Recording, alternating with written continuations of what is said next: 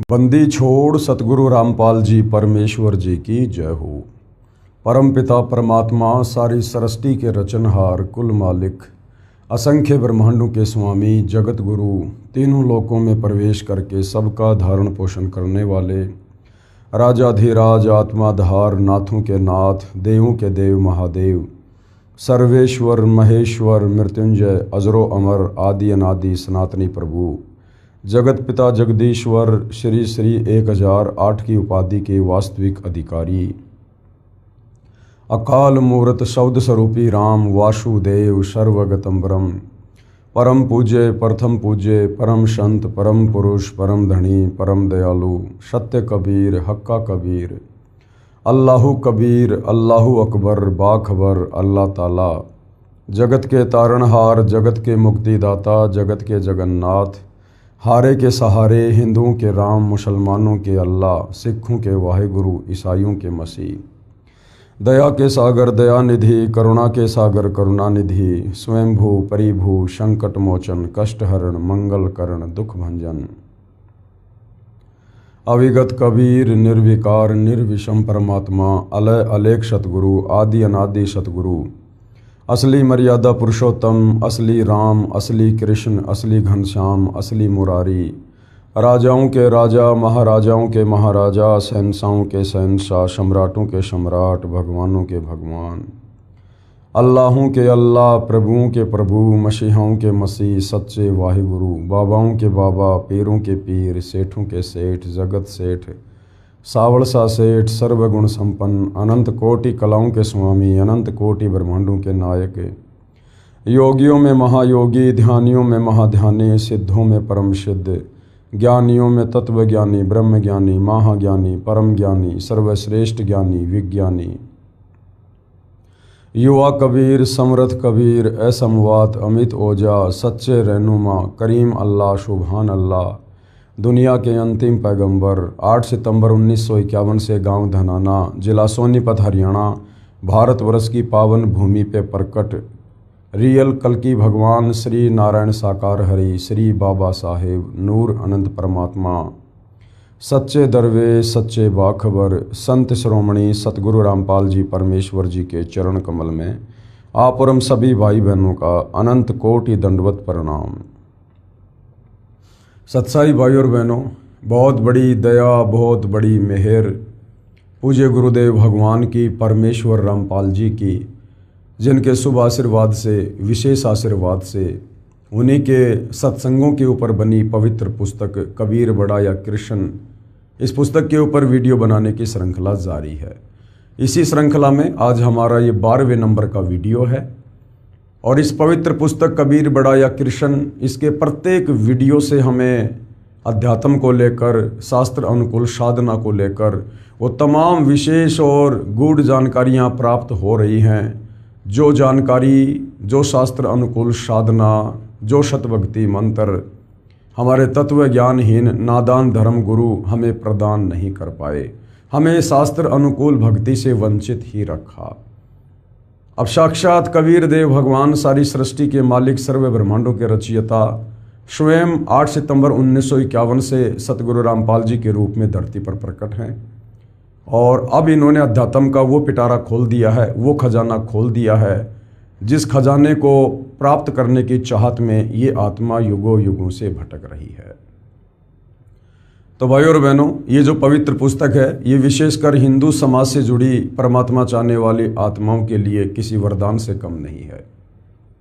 इस पुस्तक में 4 वेद पवित्र गीता जी 18 पुराण इन सब से प्रमाणित ज्ञान है। मीन में के लिए कोई जगह नहीं है। यदि आप वास्तव में परमात्मा चाहते हैं, आपकी भक्ति में रुचि है, अपनी आत्मा का कल्याण करवाना चाहते हैं तो आप जी के लिए ये पुस्तक अमृत के समान है। इस पुस्तक को पढ़े बिना आप जी अध्यात्म के विषय में नहीं जान सकते। तो भाइयों और बहनों, आज हम इसी पवित्र पुस्तक में आगे बढ़ेंगे, वीडियो नंबर 12। और जैसा कि विषय चल रहा है जनता की अदालत में, जनता की अदालत में जनता ही जज है, क्योंकि अब वर्तमान कलयुग की पिछली पीढ़ी में भक्ति युग में परमेश्वर ने जनता जनार्दन को शिक्षित कर दिया है। जनता अपनी आंखों से सर्व धर्मशास्त्रों को देखकर सही और गलत का निर्णय करने में सक्षम है। आज से पहले हमारे नादान धर्मगुरुओं ने जनता की निरक्षरता का लाभ उठाया, उनकी अनपढ़ता का लाभ उठाया, क्योंकि ये सर्व धर्मशास्त्र संस्कृत भाषा में लिपिबद्ध थे और इनको पढ़ने का अधिकार केवल एक ब्राह्मण वर्ग को था। ब्राह्मण यानी धर्मगुरु, जो भक्ति मार्ग में जनता का मार्गदर्शन करते हैं। आम समाज अनपढ़ था, जिस कारण से इन शास्त्रों में क्या सच्चाई लिखी है और हमारे धर्मगुरु क्या उआबाई बक रहे हैं, शास्त्रों के विरुद्ध भक्ति साधना दे रहे हैं, हम इसका पता नहीं लगा सके, जिस कारण से हम भक्ति से वंचित रहे और शत भक्ति ना करके परमात्मा से मिलने वाले लाभ से भी वंचित ही रहे। परंतु वर्तमान में परमेश्वर ने बच्चे बच्चे को शिक्षित कर दिया है, अक्षर ज्ञान से युक्त कर दिया है, सर्व धर्मशास्त्रों को अनेक भाषाओं में ट्रांसलेट करवा दिया है। आपके हाथों में मोबाइल हैं, आप कभी भी गूगल पर जाकर किसी भी धर्म ग्रंथ को किसी भी भाषा में PDF से डाउनलोड करके जो है पढ़ सकते हैं। तो वर्तमान में किसी के लिए भी शिक्षित जनता को बरगलाना संभव नहीं है। तो भाइयों और बहनों, जनता की अदालत में मुकदमा ये है कि कबीर बड़ा या कृष्ण, सर्वश्रेष्ठ भगवान कौन है, सारी सृष्टि का रचयिता कौन है, सब आत्माओं को उत्पन्न करने वाला कौन है, सर्व ब्रह्मांडों को बनाने वाला कौन है, तीनों लोकों में प्रवेश करके सबका धारण पोषण करने वाला कौन है। तो मुद्दा जनता की अदालत में है कबीर बड़ा या कृष्ण। एक तरफ जनता की अदालत में श्री कृष्ण उर्फ विष्णु जी की तरफ से उनके जो वकील साहिबान हैं वो सर्व हिंदू धर्म गुरु हैं, आचार्य, शंकराचार्य, मंडलेश्वर आदि। दूसरी तरफ कबीर जी की तरफ से जो वकील साहिबान हैं वो स्वयं कबीर जी, जो वर्तमान में सतगुरु रामपाल जी के नाम से धरती पर प्रकट हैं, वे स्वयं ही अपने वकील हैं। और श्री कृष्ण उर्फ विष्णु के वकील साहिबान हिंदू धर्मगुरुओं का कहना है कि हमारे चारों वेदों में, पवित्र गीता में जिसे परमात्मा बताया गया है, अजरो अमर बताया गया है, वो श्री कृष्ण उर्फ विष्णु जी हैं। इधर कबीर जी के वकील सतगुरु रामपाल जी ने जनता के सामने श्रीमद् भगवत गीता को दिखाकर, शिव महापुराण को दिखाकर और श्रीमद् देवी महापुराण को दिखाकर ये साबित कर दिया है कि श्री कृष्ण उर्फ विष्णु ये सतोगुण के स्वामी हैं और काल के 21 ब्रह्मांड हैं, जिसमें एक ब्रह्मांड में केवल 3 लोकों में, पृथ्वी लोक, पाताल लोक, स्वर्ग लोक, इन लोकों में एक सतोगुण विभाग का मंत्री है, स्वामी है। और ये अजरो अमर नहीं है, ये स्वयं स्वीकार करते हैं कि हमारी जन्म और मृत्यु होती है और मेरी माँ का नाम दुर्गा है, ये स्वयं स्वीकार करते हैं और ये नाशवान है। तो भाइयों और बहनों, आज वीडियो नंबर 12 में जनता की अदालत में आगे क्या कुछ कार्रवाई होगी इसके विषय में हम पढ़ेंगे। और आज की जो कार्रवाई है उस कार्रवाई के तहत सृष्टि रचना को कबीर जी की अमृतवाणी से, 5वें वेद सूक्ष्म वेद से जो है प्रमाणित करके दिखाया जा रहा है कबीर जी के वकील सतगुरु रामपाल जी के द्वारा कि 650 साल पहले कबीर परमेश्वर ने जो जुलाहे की भूमिका कर रहे थे, उन्होंने 120 वर्ष तक लीला की और जो भी तत्व ज्ञान उन्होंने जनता को दिया उसको आगे चलकर आदरणीय धर्मदास जी के द्वारा कबीर सागर के रूप में लिपिबद्ध कर लिया गया, जिसको 5वां वेद सूक्ष्म वेद कहते हैं, जो कबीर वाणी है। तो उस कबीर वाणी में 650 साल पहले उन्होंने सृष्टि रचना को बताया था, समझाया था। और आज हमारे जितने भी धर्म ग्रंथ हैं ये कबीर जी की उसी सृष्टि रचना का ज्यों का त्यों समर्थन कर रहे हैं। तो जनता को समझने में बिल्कुल भी देरी नहीं लगेगी कि वास्तव में समर्थ परमात्मा कबीर जी ही है। तो भाइयों और बहनों, अब हम सृष्टि रचना की जानकारी में आगे बढ़ेंगे। काफ़ी कुछ हमने पिछले वीडियो में जानकारी प्राप्त कर ली थी, अब हम आगे बढ़ेंगे। ज्योति निरंजन यानी ब्रह्मा विष्णु महेश का पिता, ये काल ब्रह्म, काल बलि के वश होकर ये तीनों देवता, रजगुण ब्रह्मा, सतगुण विष्णु, तमगुण शिव, अपनी महिमा दिखाकर जीवों को स्वर्ग, नरक तथा भवसागर में 184 योनियों में भटकाते रहते हैं। ये तीनों देवता जो एक एक गुण से युक्त हैं, रजगुण से ब्रह्मा जी, सतगुण से विष्णु जी और तमोगुण से शंकर जी। ये तीनों ब्रह्मा विष्णु महेश ये इस काल बलि के पुत्र हैं और काल प्रेरणा से एक एक गुण के वशीभूत होकर ये तीनों लोकों के प्राणियों को भक्ति मार्ग से भटकाते रहते हैं, भ्रमित करते रहते हैं, सभी जीवों को कर्म बंधनों में बांध के रखते हैं। ज्योति निरंजन यानी काल अपनी माया से नागिनी की तरह जीवों को पैदा करता है और फिर मार देता है। नागिन अपने बच्चों को खाती है, उसी प्रकार ज्योति निरंजन उत्पन्न करता है तथा मारता है। ज्योति निरंजन यानी काल 1,00,000 मानव शरीर प्रतिदिन खाता है। उदाहरण बताया है कि नागिन अपने अंडों से बच्चे निकालते समय अपने शरीर के पिछले भाग से यानी फन से आगे वाले भाग से अंडों के चारों ओर घेरा लगा लेती है। फिर अंडों को अपना फन यानी मुख मार मार कर फोड़ती है। अंडों से बच्चे निकलते ही भागने लगते हैं। नागिन उनको खाने लगती है। जो कोई उसके शरीर के ऊपर से होकर घेरे से बाहर निकल जाते हैं वे ही बच पाते हैं, नहीं तो कुंडली में वह नागिन छोड़ती नहीं। जितने बच्चे उस कुंडली के अंदर होते हैं उन सब को खा जाती है। तो भाई और बहनों, ये जो 21 ब्रह्मांड है ये इस काल रूपी नागिन की कुंडली है। ये दुर्गा ने पूरी कुंडली बना रखी है, काल और दुर्गा ने। और ये काल दुर्गा के माध्यम से यहाँ पर संतान उत्पत्ति करता है और खुद ही फिर ये तपतशिला पे भून भून के खाता है। और जो इसकी कुंडली से, जो इसके घेरे से बाहर निकल जाते हैं वो जीव बच जाते हैं। और इसके घेरे से, इसकी कुंडली से कौन निकलता है? जो भगत आत्मा तत्वदर्शी संत की शरण में आकर मर्यादा में रहकर शत भक्ति करते हैं, उनको ये नागिन, ये काल कुछ नहीं कहता, क्योंकि वो आत्माएं सतगुरु की शरण में आकर इनकी हद से बाहर हो जाते हैं।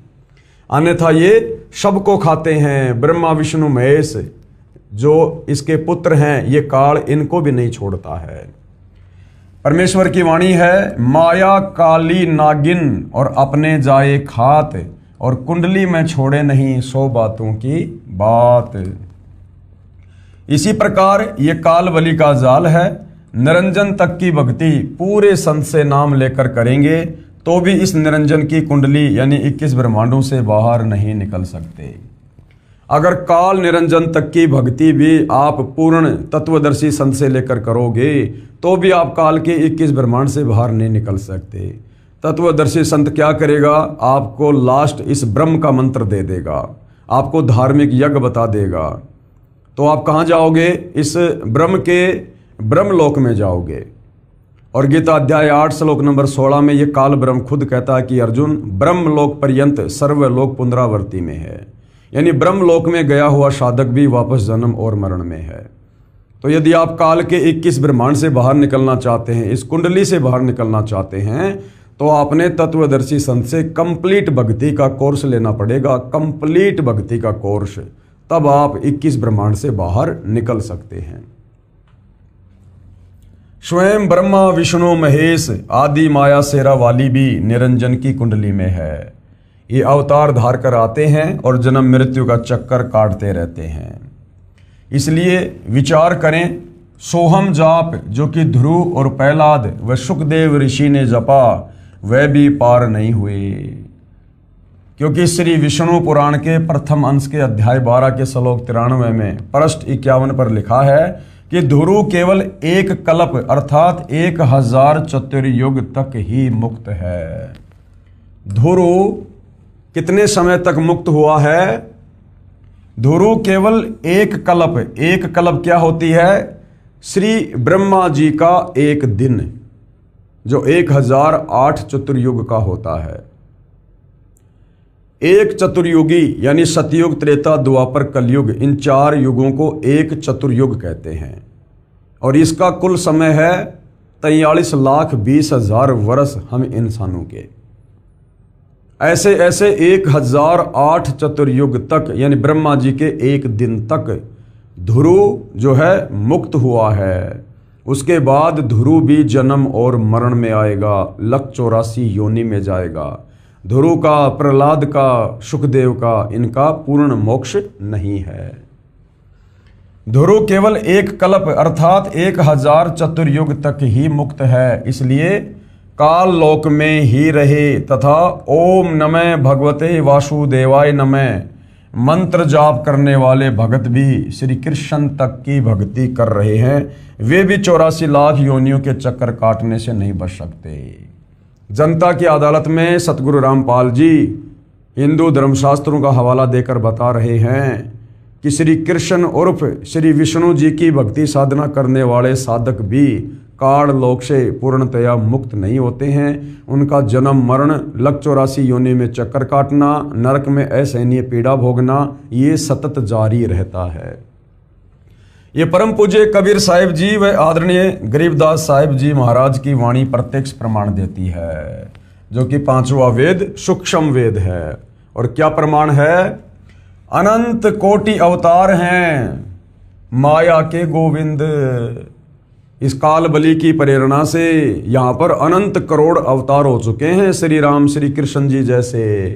और करता हो अवतरे, और जब ये आते हैं ना ब्रह्मा विष्णु महेश ऊपर से अवतार बन के, तो ये भगवान बन के आते हैं। यहाँ पर आम प्राणियों से इनके पास में विशेष पावर होती है, शक्ति होती है, जो ये यहाँ पर भगवान बन जाते हैं आप और हमारे बीच में। और बहुर पड़े जगफंद, लेकिन जब इनका समय पूरा होता है उसके बाद ये भी लक 84 योनियों में जाते हैं। जिस प्रकार भाई और बहनों बरसात के समय में वो पंख वाली चींटियां आ जाती हैं, और वो क्या करती हैं, घंटा 2 घंटा जहाँ कहीं भी कोई लाइट वगैरह होती है, कोई दीपक होता है, उसके चारों तरफ मंडराती हैं, उड़ती रहती हैं। और बाकी जो चींटियां होती हैं, जो सामान्य चींटियां होती हैं जिनके पंख नहीं होते, वो ये सोचती हैं कि भाई ये तो भगवान हैं, ये तो परमात्मा है भाई, जो ऐसे ऐसे आकाश में उड़ जाती हैं, चक्कर काट रही हैं। यानी सामान्य चींटियों में वो पंख वाली चींटियां भगवान साबित होती हैं, भगवान सिद्ध होती हैं। लेकिन भाई और बहनों घंटे 2 घंटे के बाद में वो फड़फड़ा के उनके पंख टूट जाते हैं और वो ज़मीन पे आ गिरती हैं और चींटी की चींटी रह जाती हैं। इसी प्रकार आप और हम जो सामान्य प्राणी हैं, आम प्राणी हैं, हमारी नज़रों में ये श्री कृष्ण, श्री राम, अन्य अवतार, ब्रह्मा विष्णु महेश जो यहाँ पर अवतार धारण करके आते हैं, ये हमारी नज़रों में भगवान सिद्ध होते हैं। लेकिन भाई और बहनों कबीर परमेश्वर जी ने बताया कि जब इनकी भक्ति कमाई नष्ट होती है, इनके पुण्य खत्म होते हैं, उसके बाद ये काल बलि इनकी भी लक 84 योनि में गधा कुत्ता सुअर बनाकर आम मनुष्य का जन्म देकर इसी प्रकार से दुर्गति करता है। तो क्या कहा है? अनंत कोटि अवतार हैं माया के गोविंद, और करता हो अवतरे बहुर पड़े जगफंद। सत्य पुरुष कबीर साहिब जी की भक्ति से ही जीव मुक्त हो सकता है।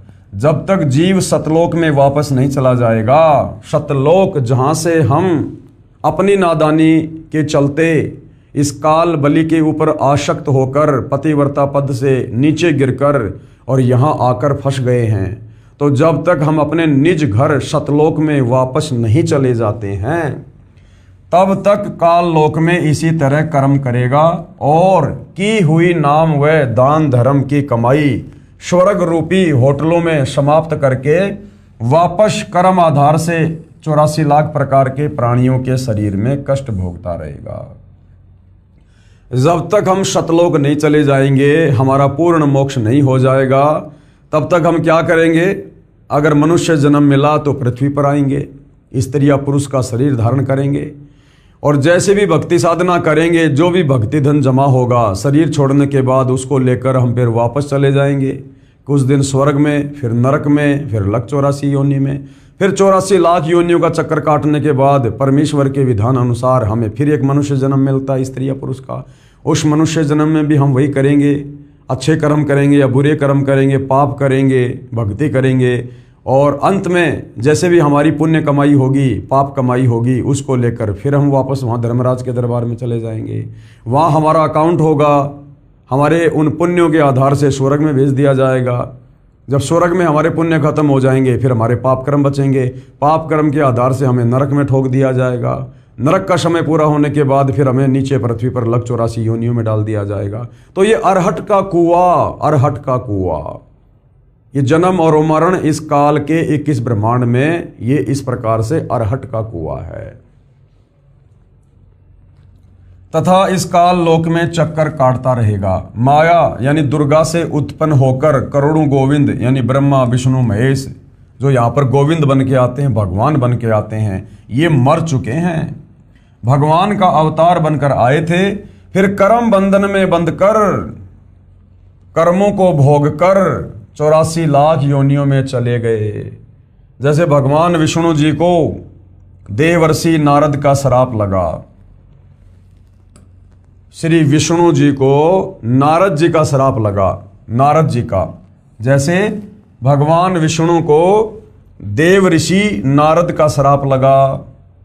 वे श्री रामचंद्र रूप में अयोध्या में आए, फिर श्री राम जी रूप में बाली का वध किया धोखे से। उस कर्म का दंड भोगने के लिए श्री कृष्ण जी का जन्म हुआ। फिर बाली वाली आत्मा शिकारी बना तथा अपना प्रतिशोध लिया यानी अपना बदला लिया। श्री कृष्ण जी के पैर में विषाक्त यानी जहरीला तीर मारकर वध किया। अब भाई और बहनों, विचार करने की बात है जो हिंदू समाज से जुड़े हुए हैं। हम श्री ब्रह्मा, श्री विष्णु, श्री महेश जी को परमात्मा मानते हैं, भगवान मानते हैं। विष्णु जी स्वयं ही रामचंद्र रूप में आए। क्यों आए? क्योंकि विष्णु जी को नारद जी का श्राप लगा। नारद जी कौन है? ये विष्णु जी का भतीजा है, क्योंकि ब्रह्मा विष्णु महेश ये तीनों भाई हैं। ब्रह्मा सबसे बड़ा है, विष्णु बीच वाला और शंकर सबसे छोटा। और जो नारद जी हैं वो श्री ब्रह्मा जी के वो पुत्र हैं। और नारद जी ने एक समय कुछ ऐसी घटना घटित हुई, नारद जी ने हरि रूप मांगा था, तो श्री विष्णु जी ने मजाक कर दिया और हरि का मतलब जो है बंदर भी होता है, तो बंदर का रूप दे दिया। इस बात से नाराज होकर नारद जी ने श्री विष्णु जी यानी अपने चाचा जी को श्राप दे दिया। और उसी श्राप को भोगने के लिए श्री विष्णु जी इस पृथ्वी लोक पर मृत मंडल में त्रेता युग में राजा दशरथ के घर में कौशल्या के गर्भ से जन्मे। तो सबसे पहले तो भाई और बहनों ये विचार करो, यदि श्री विष्णु उर्फ श्री कृष्ण जी अगर पूर्ण परमात्मा होते, सर्वशक्तिमान होते, तो पूर्ण परमात्मा के ऊपर किसी का श्राप काम नहीं करता है। लेकिन नारद का श्राप भोगने के लिए विष्णु रामचंद्र रूप में धरती पर आए। और यहां आने के बाद, क्योंकि ये कर्म क्षेत्र है, ये मृत लोक है, यहां पर चाहे ये अवतार हो चाहे आम व्यक्ति हो, यहां पर उनको कर्म लगते लगते हैं। और यहां पर भी उनको कर्म लगे। 14 साल का वनवास हुआ, अपनी पत्नी और भाई के साथ में वनवास गए। रावण सीता जी का अपहरण करके ले गया। अब रावण से सीता जी को वापस लाने के लिए उन्होंने सुग्रीव की सेना चाहिए थी। सुग्रीव ने कहा, भाई जो किष्किंधा है वहाँ की गद्दी पर मेरा बड़ा भाई बाली बैठा हुआ है, और जब तक बाली गद्दी पर है मैं आपकी किसी प्रकार से कोई मदद नहीं कर सकता। यदि आप मुझे किष्किंधा का राजा बना दो और बाली की हत्या कर दो, तो मैं फिर अपनी सारी सेना आपकी मदद में लगा दूंगा। तो भाई और बहनों, अपने सवारथ के लिए श्री रामचंद्र जी ने एक पेड़ की ओट लेकर, पेड़ की ओट क्यों लेनी पड़ी? क्योंकि बाली को ब्रह्मा जी से वरदान था कि तेरे आमने सामने होकर अगर कोई भी योद्धा युद्ध करेगा तो उसकी आदि शक्ति ऑटोमेटिक तेरे अंदर आ जाएगी। यानी बाली की शक्ति तो उसके पास में भरपूर थी, सामने वाले की आदि शक्ति बाली के अंदर आ जाती थी, तो सामने वाला कमजोर हो जाता था और बाली उसे 1.5 गुना ज्यादा समर्थ हो जाता था, तो वो हारता ही हारता था। तो सुग्रीव ने श्री रामचंद्र जी को ये बात भली भांति बता दी थी, इसलिए रामचंद्र जी एक पेड़ की ओट लेते हैं और धोखे से बाली को तीर से मारते हैं।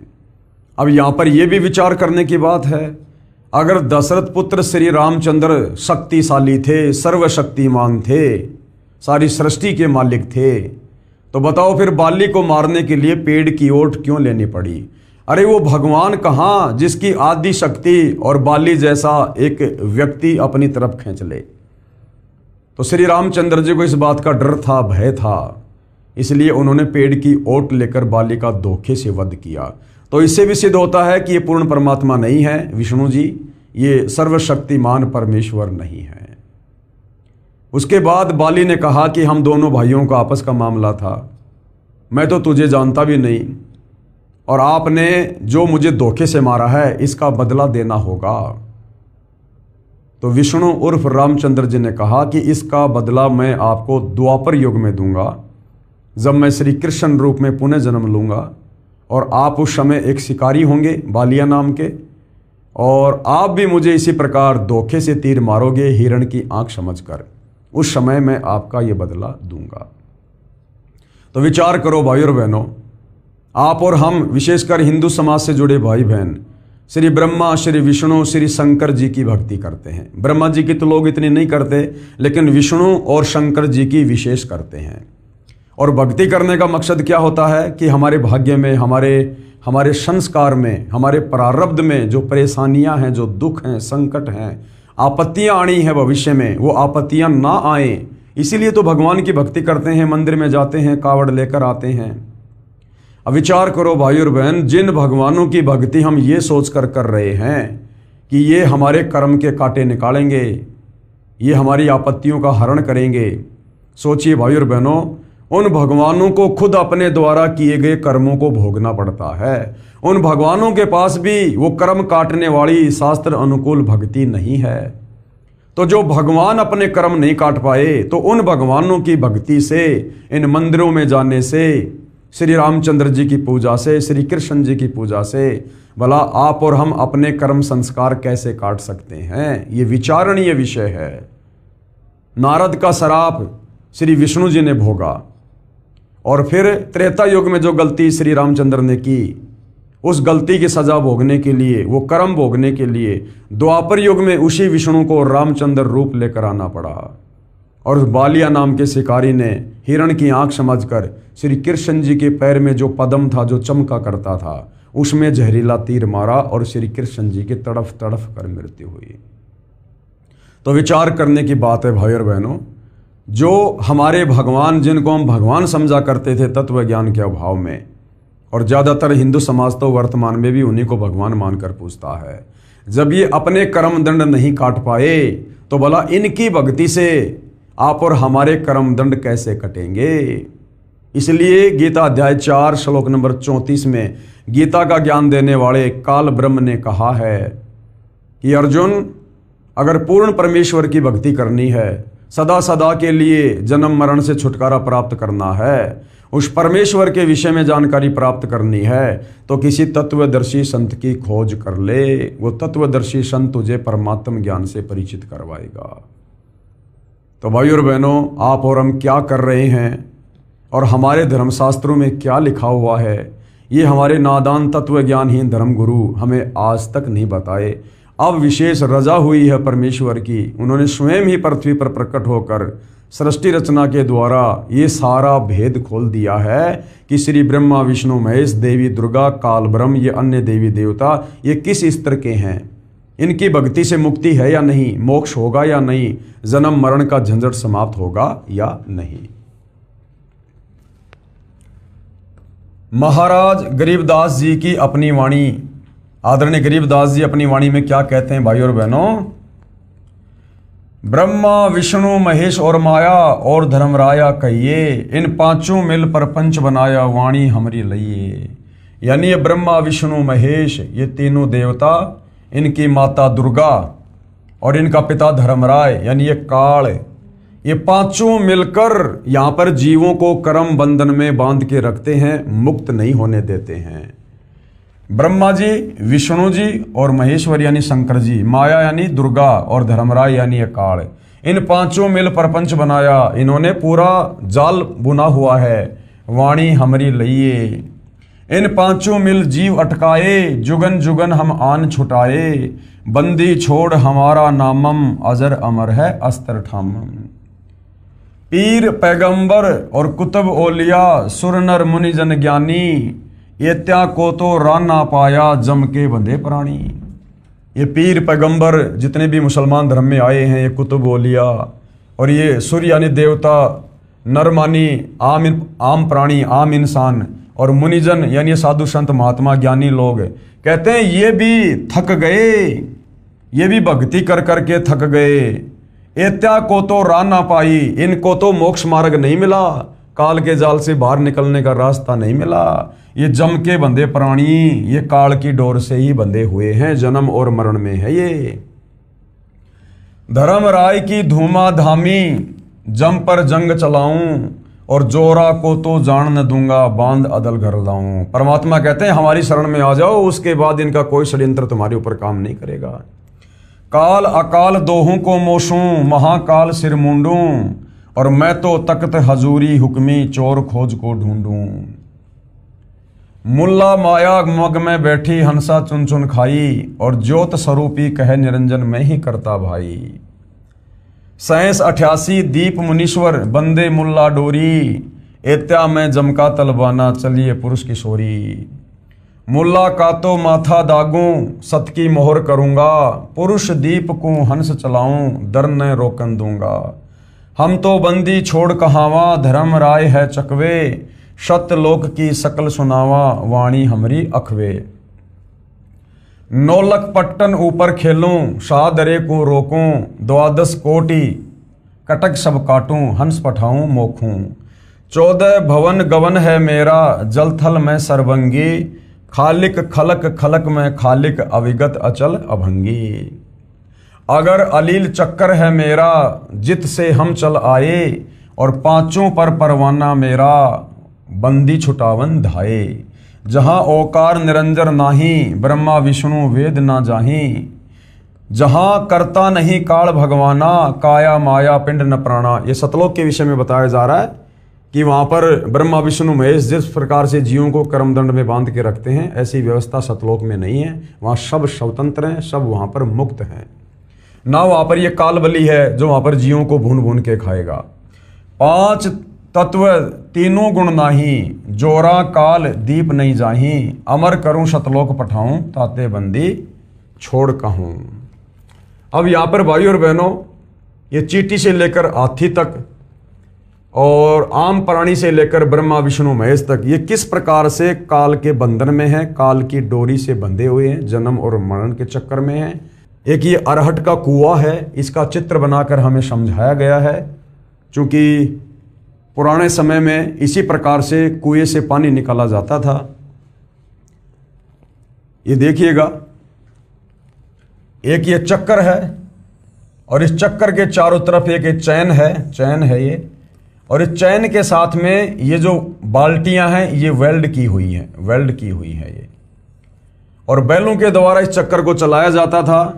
तो ये जो खाली बाल्टी हैं, ये खाली बाल्टी नीचे जाती थी इस कुएं के अंदर।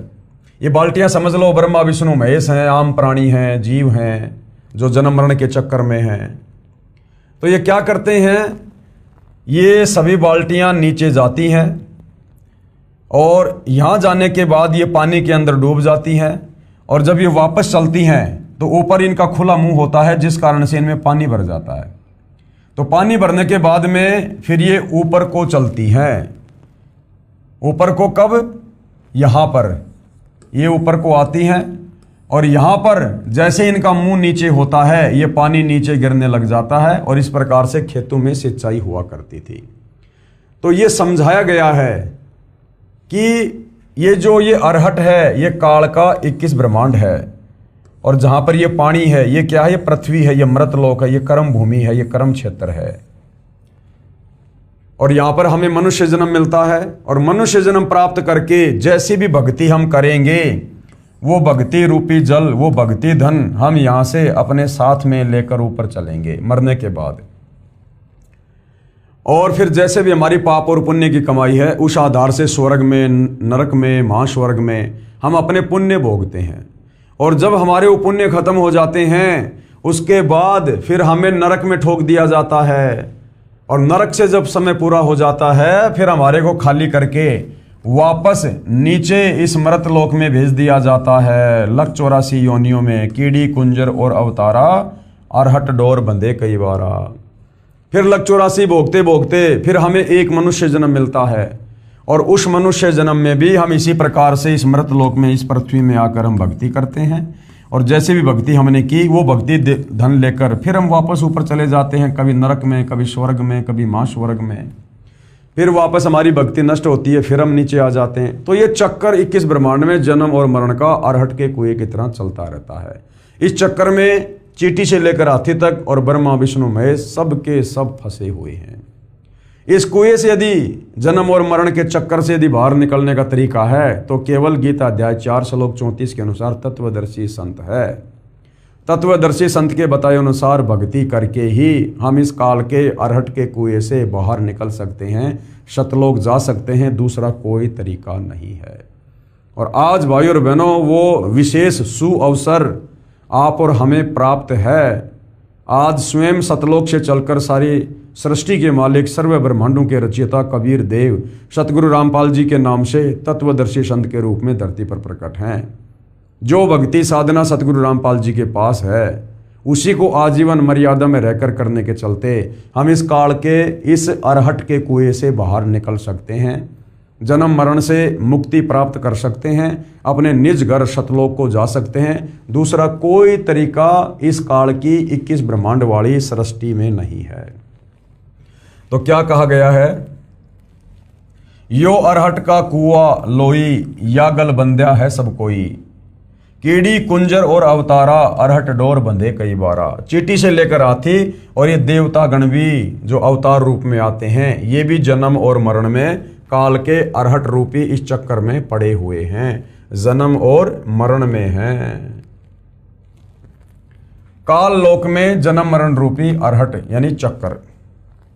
आगे क्या बताया गया है? अर्थात संत गरीबदास जी ने कबीर परमेश्वर से प्राप्त ज्ञान को बताया है कि श्री ब्रह्मा जी, श्री विष्णु जी, श्री शिव जी, श्री देवी दुर्गा जी तथा ज्योति निरंजन काल, इन पांचों ने षड्यंत्र के तहत सब जीवों को रोक रखा है। अब भाई और बहनों, ब्रह्मा विष्णु महेश भी बेचारे इस षड्यंत्र से अपरिचित हैं, क्योंकि काल ने इन तीनों को दुर्गा से पैदा करके और दुर्गा को कह दिया था कि दुर्गा आज के बाद मैं किसी को दर्शन नहीं दूंगा, क्योंकि मुझे पूर्ण परमेश्वर कबीर जी की तरफ से श्राप लगा हुआ है कि तू 1 लाख मानव शरीरधारी आत्माओं के सूक्ष्म शरीर से निकली वासना तपतशिला पर भून भून के खाएगा। तो दुर्गा अब इन तीनों पुत्रों के माध्यम से तू मेरे भोजन की व्यवस्था करेगी। ब्रह्मा जी के रजोगुण के माध्यम से जीव संतान उत्पत्ति करते हैं, विष्णु जी के सतोगुण के प्रभाव से आपस में मोह माया में बंधे रहते हैं, और शंकर जी के तमोगुण के प्रभाव से अंत में किसी भी कारण से हम काल का भोजन बनने के लिए तपतशिला पर चले जाते हैं। और काल ने दुर्गा को पाबंद कर रखा, सख्त कर रखा है कि मेरा ये भेद कि मैं काल हूं और मुझे इस प्रकार से श्राप लगा हुआ है, ये इन तीनों पुत्रों ब्रह्मा विष्णु महेश को भी नहीं बताना। तो दुर्गा काल के डर से ब्रह्मा विष्णु महेश से भी सच्चाई छुपा कर रखती है, क्योंकि यदि ब्रह्मा विष्णु महेश को इस कुकृत्य का पता चल गया तो ये अपने कर्म नहीं फोड़ेंगे, फिर ये जीवों को कर्म बंधनों में नहीं बांधेंगे, और नहीं बांधेंगे तो फिर काल का भोजन कहाँ से तैयार होगा। तो इस काल और दुर्गा ने ब्रह्मा विष्णु महेश अपने पुत्रों को भी हकीकत नहीं बता रखी है। तो सोचिए भाई और बहनों, ये काल बली 21 ब्रह्मांड में आम प्राणियों तक भला कैसे यहाँ से मुक्त होने की शास्त्र अनुकूल भक्ति विधि का ज्ञान होने देगा। वैसे तो इसको खुद को भी नहीं पता है, लेकिन जितना पता है उतना भी ये किसी को पता नहीं चलने देता है। यही प्रमाण श्री मद् भगवत गीता अध्याय 14 श्लोक 3 से 5 में भी है कि रज यानी रजगुण ब्रह्मा और शत यानी शतगुण विष्णु तथा तम यानी तम गुण शंकर, तीनों गुण अर्थात ब्रह्मा विष्णु महेश और प्रकृति अर्थात दुर्गा देवी से उत्पन्न हुए हैं। प्रकृति तो सब जीवों को उत्पन्न करने वाली माता है, ये दुर्गा, तथा मैं यानी ये काल ब्रह्म गीता ज्ञानदाता सब जीवों का पिता हूं। मैं दुर्गा यानी प्रकृति के गर्भ में बीज स्थापित करता हूं, यानी पति पत्नी व्यवहार करता हूं दुर्गा के साथ, जिससे सबकी उत्पत्ति होती है।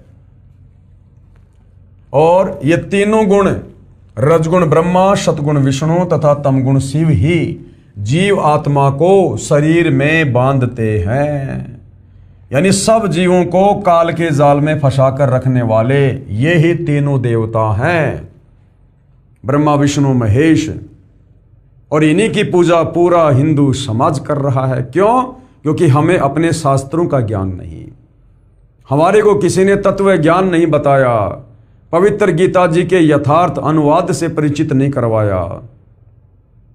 क्योंकि यही प्रमाण जो कबीर परमेश्वर जी द्वारा बताई गई सृष्टि रचना में हम सुन रहे हैं, यही सारी सच्चाई हमारे हिंदू धर्म ग्रंथों में विद्यमान है थी, लेकिन तत्व ज्ञान के अभाव से हमारे धर्मगुरु हमें नहीं बता पाए। गीता अध्याय 7 श्लोक नंबर 12 से 15 में रजगुण ब्रह्मा, सतगुण विष्णु, तमगुण शंकर, इन तीनों की भक्ति पूजा करने के लिए इनका पिता काल ब्रह्म मना कर रहा है। और जो इन्हीं तीनों देवताओं से मिलने वाले थोड़े बहुत लाभ के ऊपर आश्रित हैं, जो इन तीनों देवताओं की पूजा करते हैं, उनको इस काल ने 4 गालियां दी हैं कि राक्षस स्वभाव को धारण किए हुए मनुष्यों में नीच, दूषित कर्म करने वाले मूर्ख लोग मेरी भक्ति भी नहीं करते, अर्थात मुझ काल ब्रह्म की ओम नाम की साधना भी नहीं करते, जिससे थोड़ा बहुत ज़्यादा लाभ मैं इनको दे सकता हूँ। तो भाई और बहनों, हमारा पवित्र शास्त्र गीता जी ब्रह्मा विष्णु महेश की पूजा करने के लिए मना करता है, और हमारे नादान धर्म गुरुओं ने पूरे हिंदू समाज को तत्व ज्ञान के अभाव से इन्हीं तीनों देवताओं की पूजा के ऊपर आश्रित कर रखा है। तो बताओ भाई और बहनों, हम कैसे मुक्त हो पाते?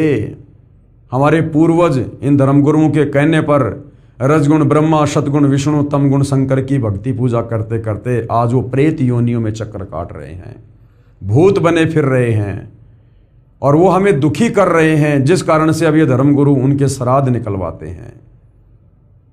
यदि सतगुरु रामपाल जी परमेश्वर धरती पर न आते, हमें शास्त्रों को खोल खोल कर ना दिखाते, भाई और बहनों, आप और हम भी इन्हीं नीच योनियों में, प्रेत योनियों में बिल्कुल जाने ही वाले थे। यही प्रमाण गीता अध्याय 7 श्लोक नंबर 12 से 15 में कि जिनकी बुद्धि तीनों गुणों रजगुण ब्रह्मा, सतगुण विष्णु तथा तमगुण शिव से मिलने वाले क्षणिक लाभ तक सीमित है, यानी जिनका ज्ञान हरा जा चुका है, वे राक्षस स्वभाव को धारण किए हुए, कौन? जो ब्रह्मा विष्णु महेश की पूजा करते हैं, वे राक्षस स्वभाव को धारण किए हुए मनुष्यों में नीच, यानी मनुष्यों में नीच कहा गया है जो ब्रह्मा विष्णु महेश की पूजा करता है, और दूषित कर्म करने वाले, यानी इनकी पूजा करने वाले सारे उल्टे काम करते हैं, कोई मर्यादा नहीं है, मूर्ख हैं जो मुझे यानी गीता ज्ञान दाता को नहीं भजते, जो काल की ओम नाम की साधना भी नहीं करते।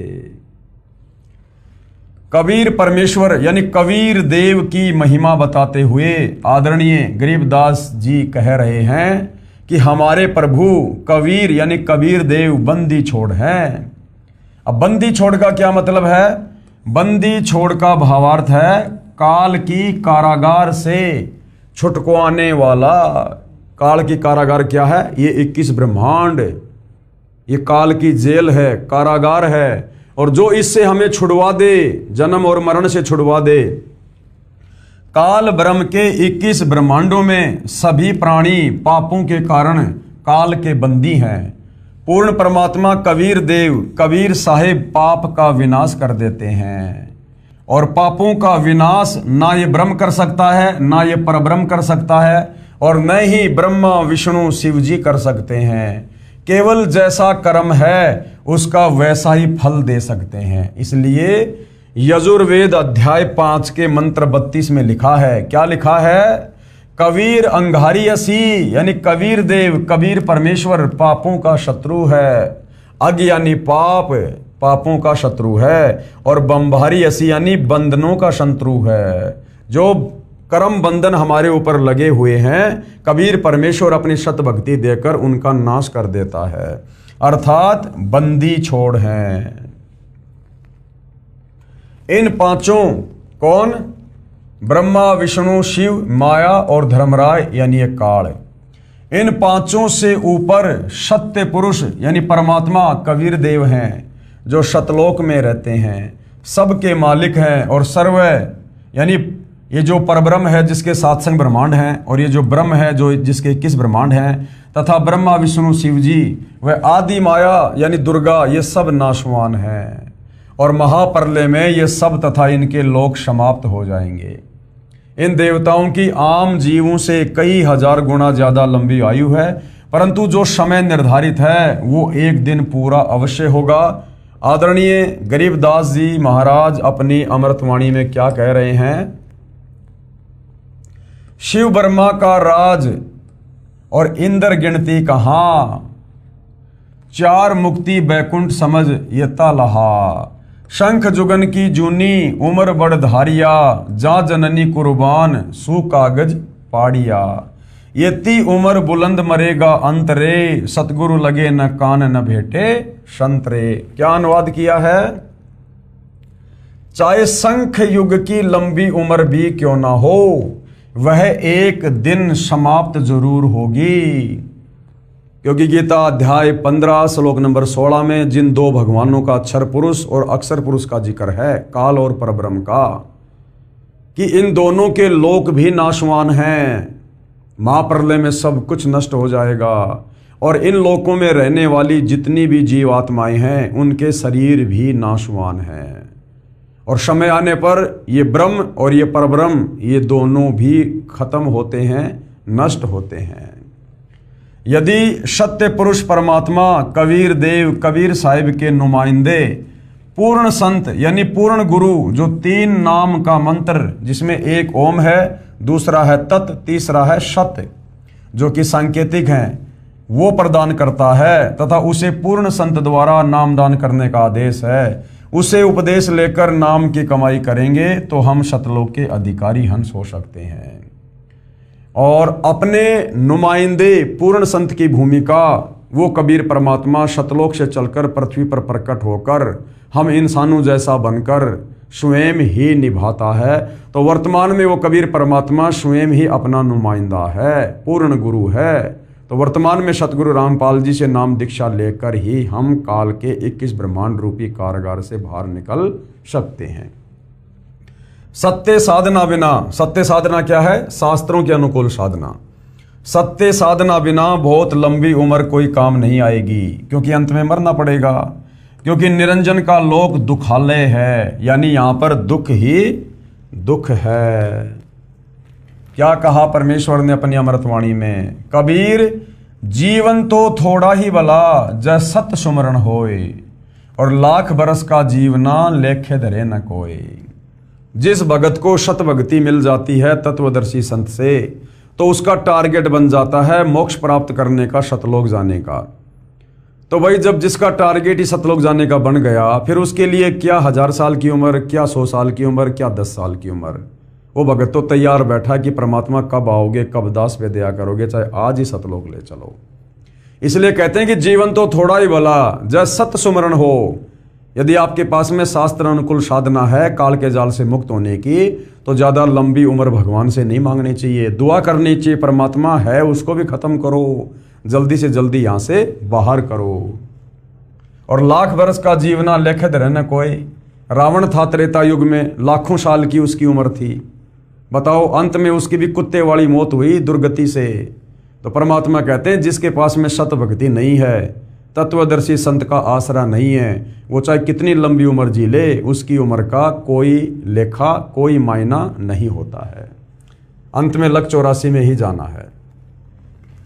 कबीर साहिब अपनी यानी पूर्ण ब्रह्म की जानकारी स्वयं बताते हैं। कबीर साहिब अपनी यानी पूर्ण ब्रह्म की, यानी कबीर परमात्मा खुद ही पूर्ण ब्रह्म हैं और वे खुद ही धरती पर तत्वदर्शी संत की भूमिका करके अपनी जानकारी बताते हैं कि इन परमात्माओं से ऊपर, कौन से परमात्माओं से ऊपर? 21 ब्रह्मांड का स्वामी ब्रह्म और 7 संग ब्रह्मांड का स्वामी अक्षर पुरुष, कि इन परमात्माओं से ऊपर असंख्य भुजा का परमात्मा सत्य पुरुष है, जो सतलोक यानी सचखंड सतधाम में रहता है, तथा उसके अंतर्गत सर्वलोक यानी इस ब्रह्म के 21 ब्रह्मांड व ब्रह्मा विष्णु शिव शक्ति के लोक तथा परब्रह्म के 7 संग ब्रह्मांड व अन्य सर्व ब्रह्मांड आते हैं। और वहां पर सतनाम सारनाम के जाप द्वारा जाया जाएगा, जो पूरे गुरु से प्राप्त होता है। सचखंड यानी सतलोक में जो आत्मा चली जाती है उसका पुनर्जन्म नहीं होता। कहां पर? इस काल के लोक में उसका पुनर्जन्म नहीं होता है, केवल सतलोक में एक बार उसका जन्म होता है। परमेश्वर के आशीर्वाद से, वचन से, शब्द से। उसके बाद वो युवा होता है और युवा होने के बाद वो कभी वृद्ध नहीं होता, फिर वो कभी बुढ़ापे में नहीं आता, कभी फिर उसकी मृत्यु नहीं होती है, उसका पुनर्जन्म नहीं होता। सत्य पुरुष यानी पूर्ण ब्रह्म कौन? कबीर साहिब। कबीर साहिब, कबीर देव ही अन्य लोकों में स्वयं ही भिन्न भिन्न नामों से विराजमान है। जैसे अलख लोक में अलख पुरुष, अगम लोक में अगम पुरुष तथा अकय लोक में अनामी पुरुष रूप में विराजमान है। ये तो उपमात्मक नाम है किसके? कबीर भगवान के। परंतु वास्तविक नाम उस पूर्ण पुरुष का कबीर देव भाषा भिन्न होकर कबीर साहिब है। यानी वेदों में कबीर जी को कबीर कहा है और फिर हम उसको अपनी भाषा में कबीर देव, कबीर साहिब, कबीर परमात्मा इस प्रकार के नाम से जो है संबोधित करते हैं।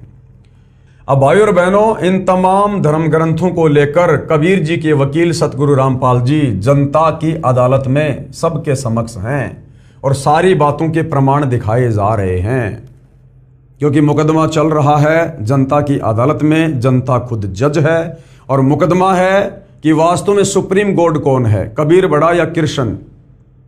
तो एक तरफ श्री कृष्ण जी के वकील हिंदू धर्मगुरु खड़े हैं, दूसरी तरफ कबीर जी के वकील सतगुरु रामपाल जी हैं। और जनता जो सवाल कर रही है, प्रत्येक सवाल का प्रमाणित जवाब हिंदू धर्म ग्रंथों से कबीर जी के वकील सतगुरु रामपाल जी पेश कर रहे हैं। जनता अपनी आंखों से देख रही है और आश्चर्यचकित है कि हमारे धर्म ग्रंथों में यह खजाना छुपा हुआ पड़ा था और हमें नहीं बताया गया। तो जनता की भी अब धीरे धीरे अध्यात्म को जानने में रुचि बढ़ रही है और जो जनता है वो कबीर जी के वकील सतगुरु रामपाल जी से अध्यात्म के विषय में सवाल पर सवाल कर रही है। तो अगला क्या सवाल किया जनता की अदालत में? जनता ने कबीर परमेश्वर के वकील सतगुरु रामपाल जी से प्रश्न नंबर 7, यह कहाँ प्रमाण है कि रजगुण ब्रह्मा है, सतगुण विष्णु तथा तमगुण शंकर है?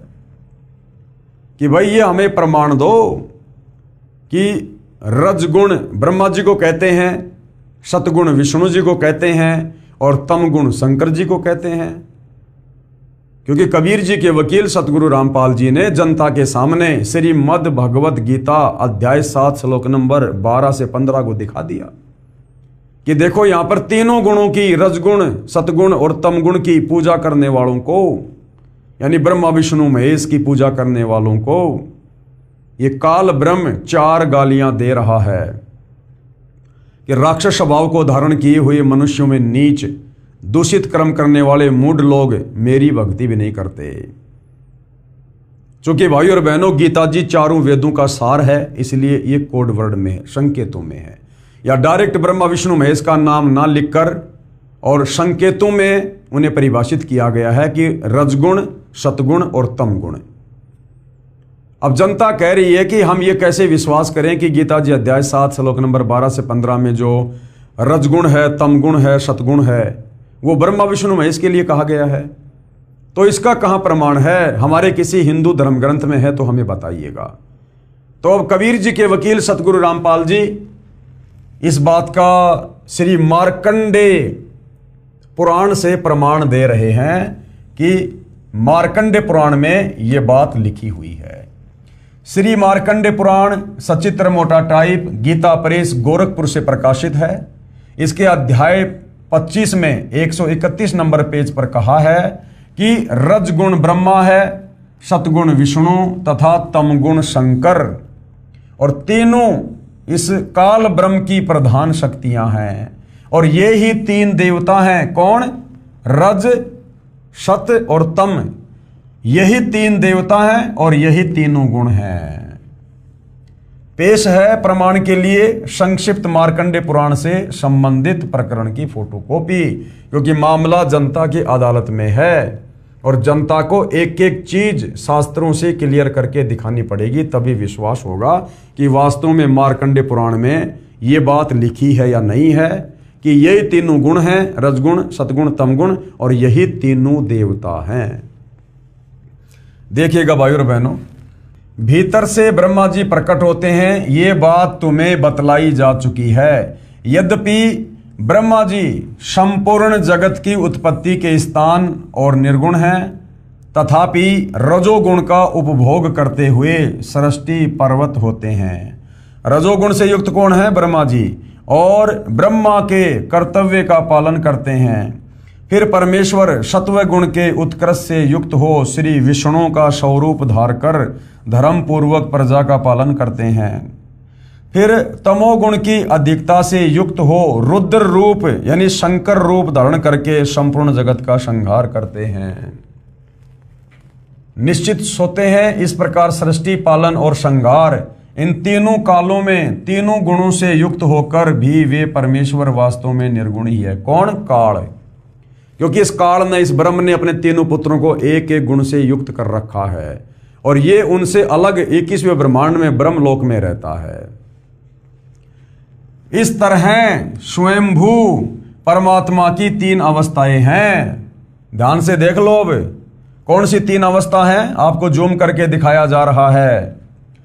रजोगुण प्रधान ब्रह्मा और तमोगुण प्रधान रुद्र यानी शंकर और सत्व गुण प्रधान विश्व पालक विष्णु है।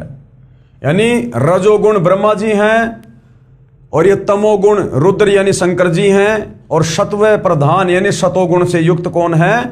विष्णु है। और अब देखिएगा भाई और बहनों, साफ साफ लिखा हुआ है, ये ही तीन देवता हैं और ये ही तीन गुण हैं। ये ब्रह्मा विष्णु महेश ही तीनों देवता हैं और इन्हीं को तीन गुण कहा जाता है, रज, सत और तम, जो गीता अध्याय 7 श्लोक नंबर 12 से 15 में है, जिनकी पूजा करने के लिए ये काल ब्रह्म मना कर रहा है। और ब्रह्मा विष्णु महेश की तीनों गुणों की पूजा करने वाले को 4 गालियां दे रहा है।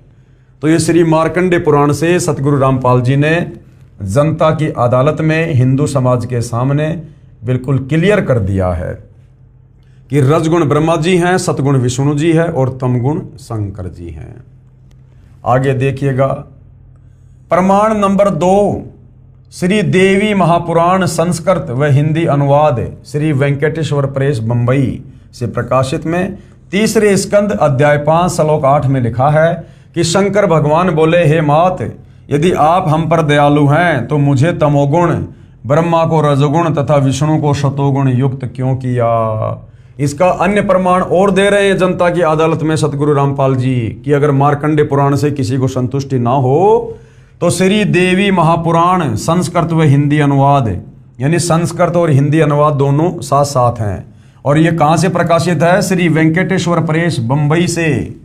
इसमें 3रा स्कंद अध्याय 5 श्लोक 8 में लिखा है, शंकर जी अपनी माता दुर्गा की स्तुति कर रहे हैं कि हे मात, यदि आप हम पर दयालु हैं तो मुझे तमोगुणी क्यों बनाया, ब्रह्मा जी को रजोगुण से युक्त क्यों किया तथा विष्णु को सतोगुण से युक्त क्यों किया।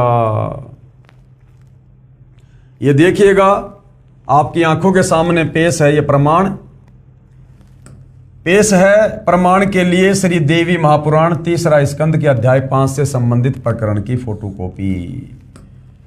और सब कुछ क्लियर किया गया है, सब कुछ बताया गया है, सब कुछ समझाया गया है। इसमें झूठ का कोई नामो निशान नहीं है। ये सदग्रंथ जो हिंदू धर्म के हैं, ये प्रमाणित हैं, आप भाई बहनों की आंखों के सामने हैं। साफ साफ लिखा हुआ यहां पर देखिएगा। श्री शंकर जी अपनी माता दुर्गा की स्तुति कर रहे हैं और क्या कह रहे हैं, हे मात, यदि हमारे ऊपर सदा आप दया युक्त हो तो हमको तमोगुण में किस प्रकार प्रदान किया, यानी मुझ शंकर को तमोगुण से युक्त क्यों कर दिया। ब्रह्मा रजोगुण और हरि यानी विष्णु सत्वगुण क्यों बना दिया। बीच में फिर ये संस्कृत आ गई, यहां से फिर हिंदी शुरू हो जाती है। देखिएगा, ये इसकी संस्कृत है। यदि दया धर्मना न सदा अंबिके कथ मह विहित तमोगुण, यानी मुझे तमोगुण क्यों बना दिया। और कमल जे यानी कमल के फूल के ऊपर प्रकट ब्रह्मा जी को रजोगुण संभव शोभित है, रजोगुण क्यों बना दिया। और किमो शतोगुण हरि और विष्णु जी को शतोगुण से युक्त क्यों कर दिया। ये श्री शंकर जी अपनी माता दुर्गा की स्तुति करते हुए कह रहे हैं, जो प्रमाण आप जियों की आंखों के सामने है। ये देखिएगा, हे मात, यदि आपकी विषममति नहीं है तो ये जगत अनेक प्रकाश का क्यों किया? राजा मंत्री भूपति दासजन तथा धनी निर्धन युक्त क्यों किया? तुम्हारे तीनों गुण सर्जन पालन संहार में स्थित हैं। उन्हीं से आपने हरिहर और ब्रह्मा जी को जगत के कारण रूप निर्माण किया। मैंने विष्णु और ब्रह्मा जी ने विमान में स्थित हुए तुमको जाना, मार्ग में स्थिर हुए हमने अनेक लोक देखे। कहो वह किसके किए हैं, क्या नवीन है? तो भाइयों और बहनों, यहाँ पर आप अपनी आंखों से देख पा रहे हैं, यानी जो क्लियर जनता की अदालत में कबीर जी के वकील सतगुरु रामपाल जी ने करना था वो ये था कि गीता अध्याय 7 श्लोक नंबर 12 से 15 में जो 3 गुण हैं, सत, रज और तम, वो क्या हैं? तो क्लियर कर दिया है हिंदू धर्मशास्त्रों से कि रज गुण श्री ब्रह्मा जी को कहते हैं, सतगुण श्री विष्णु जी को कहते हैं और तम गुण श्री शंकर जी को कहते हैं। इस देवी पुराण की फोटोकॉपी में स्पष्ट है कि श्री शिव जी ने अपनी माता देवी दुर्गा से दुखी मन से कहा है कि हे मात, यदि आप हम पर दयालु हैं, यदि आप हमारे से विशेष प्यार करती हैं, प्रेम करती हैं, तो मेरे को तमगुण युक्त क्यों उत्पन्न किया? मेरे को तमोगुण से युक्त क्यों कर दिया? मुझे इतना गुस्सा, इतना गुस्सेल क्यों बना दिया? विष्णु को शतोगुण तथा ब्रह्मा को रजोगुण युक्त क्यों उत्पन्न किया?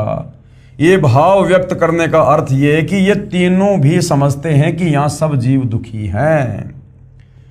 इनकी उत्पत्ति का ब्रह्मा का रजगुण कारण है, जिससे प्रभावित होकर परवश हुए नर मादा मिलन करते हैं। यानी इस काल का जो 21 ब्रह्मांड है और उसमें एक ब्रह्मांड में इसने जो ये सृष्टि अपनी चला रखी है, तो यहाँ पर श्री ब्रह्मा जी से निकल रहे रजोगुण के प्रभाव से नर और मादा, यानी चाहे इंसान हो, चाहे देवी देवता हो, चाहे लख 84 योनियों के जीव जंतु हो, सब के सब श्री ब्रह्मा जी से निकल रहे रजोगुण के प्रभाव से प्रभावित होकर, यानी विषय वासनाओं से ग्रस्त होकर जबरदस्ती संतान उत्पत्ति करते हैं। बाई फोर्स ये काल करवाता है, जिससे प्रभावित होकर परवश हुए नर मादा मिलन करते हैं और जीव उत्पन्न होते हैं। ऋषियों ने कामदेव से बचने के लिए, यानी रजोगुण से बचने के लिए घोर तप किए, एकांतवास किया, क्योंकि ये जो रजोगुण है भाइयों और बहनों, ये भक्ति में बहुत ज्यादा बाधक है। रजोगुण के प्रभाव से मन विचलित रहता है, अशांत रहता है, मन में गंदी प्रवृत्तियां उत्पन्न होती हैं जो भक्ति में, सुमरण में, ध्यान में बाधक हैं। तो बड़े बड़े साधु संत महात्मा ऋषि जन, इन्होंने रजोगुण को काबू करने के लिए इन्होंने घोर तप किए, एकांत में वास किया, लेकिन अंत में हार गए। क्यों हार गए? क्योंकि इन्हें उस पूर्ण ब्रह्म परमेश्वर कबीर देव की शास्त्र अनुकूल भक्ति का ज्ञान नहीं था। गीता अध्याय 4 श्लोक 34 के अनुसार उस तत्वदर्शी संत की पहचान नहीं थी, जिसकी शरण में आकर शास्त्र अनुकूल सत भक्ति करने से, उसके आशीर्वाद से हम इन विषय विकारों से मुक्ति प्राप्त कर सकते हैं। तत्वदर्शी संत की शरण में आने के बाद यदि हम मर्यादा में रहकर आत्म कल्याण के लिए जी जान लगाकर भक्ति करेंगे, तो उसके बाद हमें ना श्री ब्रह्मा जी से निकल रहा रजोगुण परेशान करेगा, ना विष्णु जी से निकल रहा शतोगुण दुखी करेगा, और ना शंकर जी से निकल रहा तमोगुण परेशान करेगा। ये न्यूट्रल हो जाएंगे, निष्क्रिय हो जाएंगे, ये भक्ति में हमें बाधा उत्पन्न नहीं कर सकते। लेकिन जब तक हम तत्वदर्शी संत की शरण के अभाव में मनमुखी होकर या किसी भी बड़े से बड़े आचार्य और शंकराचार्य की शरण में जाकर भक्ति करेंगे, और यदि विषय वासना से, तीनों गुणों से छुटकारा प्राप्त करने का प्रयास करेंगे, तो भाई और बहनों नहीं हो पाएगा। लेकिन अंत में बेचारे हार गए और स्त्री भोग किया। जैसे विश्वामित्र जी थे, जंगल में जाकर तप करने लग गए, और अंत में देवताओं के राजा इंद्र ने स्वर्ग लोक से एक अप्सरा भेज दी, और श्री विश्वामित्र जी उसके चक्कर में आ गए, रजोगुण के प्रभाव से शादी कर ली और एक लड़की उत्पन्न कर डाली। विष्णु जी के सद्गुण के प्रभाव से एक दूसरे में मोह ममता उत्पन्न होता है। जैसे द्रोणाचार्य को पता चला कि उनका पुत्र अश्वत्थामा युद्ध में मर गया, तो वह पुत्र मोह के कारण हथियार भी नहीं उठा सका, इतना बेहाल हो गया कि युद्ध नहीं कर सका। कितना बलवान निपुण योद्धा धनुषधारी था, बिल्कुल टूट गया। जब श्रवण को राजा दशरथ का तीर लगा और वह मर गया, श्रवण भगत के माता पिता को पता चला तो रो रो कर तड़प तड़प कर प्राण त्याग दिए, तथा राजा दशरथ को श्राप भी दे दिया कि तुम भी हमारी तरह पुत्र के वियोग में मरोगे। ऐसा ही हुआ। यानी ये सब कुछ जो हो रहा है, ये इस काल के प्रभाव से, जो ब्रह्मा विष्णु महेश तीन गुणों से युक्त हैं, रजगुण सतगुण तमगुण, इन तीनों गुणों के प्रभाव से तीनों लोकों में हो रहा है। सभी जीव इन तीनों गुणों के परवश हैं, अधीन है। जब श्री रामचंद्र पुत्र दशरथ वनवास में जाने लगे तो दशरथ राजा पुत्र मोह के कारण पुत्र को देखने के लिए महल पर चढ़ गया। कुछ दूर रामचंद्र चला गया तो महल के ऊपर बने चौबारे के ऊपर चढ़कर देखने लगा। फिर चौबारे की 3 फुट ऊंची मंडेर पर चढ़ गया, पैर फिसल कर गिर गया, गिरते ही मर गया। ये सतगुण विष्णु से स्थिति होती है, यानी एक दूसरे से मोह बनाकर काल के जाल में फंसे रहे। शिव जी के तमगुण से क्रोधवश जीव झगड़ा करके और ये कत्ल कर देता है। राजा लोग आपस में लड़ मरते हैं, हजारों सैनिक मारे जाते हैं। इस प्रकार संहार का कार्य श्री शिव जी तमगुण से होता है। ये सब काल ब्रह्म करवा रहा है। मुखिया कौन है? ये काल ब्रह्म। निमित्त कौन बने हैं? दुर्गा और ब्रह्मा विष्णु महेश। और फंस कौन रहे हैं? 3 लोक के हम सभी प्राणी। इसलिए शिवजी ने दुखी मन से अपनी माता देवी दुर्गा से प्रश्न किया था। काल ब्रह्म ने देवी जी को सख्त हिदायत दे रखी है। इस काल ने, ज्योति निरंजन ने देवी दुर्गा को सख्त हिदायत दे रखी है। क्या? कि मेरा व मेरे षड्यंत्र का भेद किसी को नहीं बताएगी, कि मैं काल हूं और रोजाना 1 लाख मानव शरीरधारी आत्माओं का आहार करता हूं और मैं किसी को भी दर्शन नहीं देता हूं, और अपने 3 पुत्र ब्रह्मा विष्णु महेश के माध्यम से उनको एक एक गुण से युक्त करके मैं अपने भोजन की व्यवस्था करता हूं। दुर्गा को काल ने सख्त हिदायत दे रखी है, मेरा ये भेद किसी को नहीं बताएगी। तो डर के मारे ये दुर्गा अपने 3 पुत्र ब्रह्मा विष्णु महेश को भी सच्चाई नहीं बताती है। अपने 3 पुत्रों को भी नहीं बताना है। यदि पता चल गया तो जब सत्य पुरुष का भेजा संत आएगा तो सब उसकी शरण में जाकर सत्य साधना करके मेरे लोक से चले जाएंगे। और मेरी भूख कैसे शांत होगी? अगर सारे जीव यहां से भक्ति करके सतलोक चले गए काल की वास्तविकता से परिचित होकर, तो काल कहता कि फिर मेरी भूख शांत कैसे होगी? इसलिए ये अपनी जानकारी कि मैं काल हूँ, मैं गुप्त रहता हूँ, मुझे श्राप लगा हुआ है और अपने 3 पुत्रों के माध्यम से मैं सबको यहाँ पर कर्म बंधनों में बांध के रखता हूँ, इस बात की जानकारी किसी को नहीं होने देता है। अब सोचिए भाइयों और बहनों, 21 ब्रह्मांड का मुखिया ये काल ब्रह्म है, और ये काल ब्रह्म किसी को जानकारी नहीं होने देता है कि मेरे से ऊपर भी कोई पूर्ण परमात्मा है, सतलोक है जहाँ पर कभी मृत्यु नहीं होती। तो सोचिए फिर 21 ब्रह्मांड में कौन ऐसा प्राणी है जो हमें सतलोक की जानकारी दे सकता है, जन्म मरण के रोग की जिसके पास में दवा हो।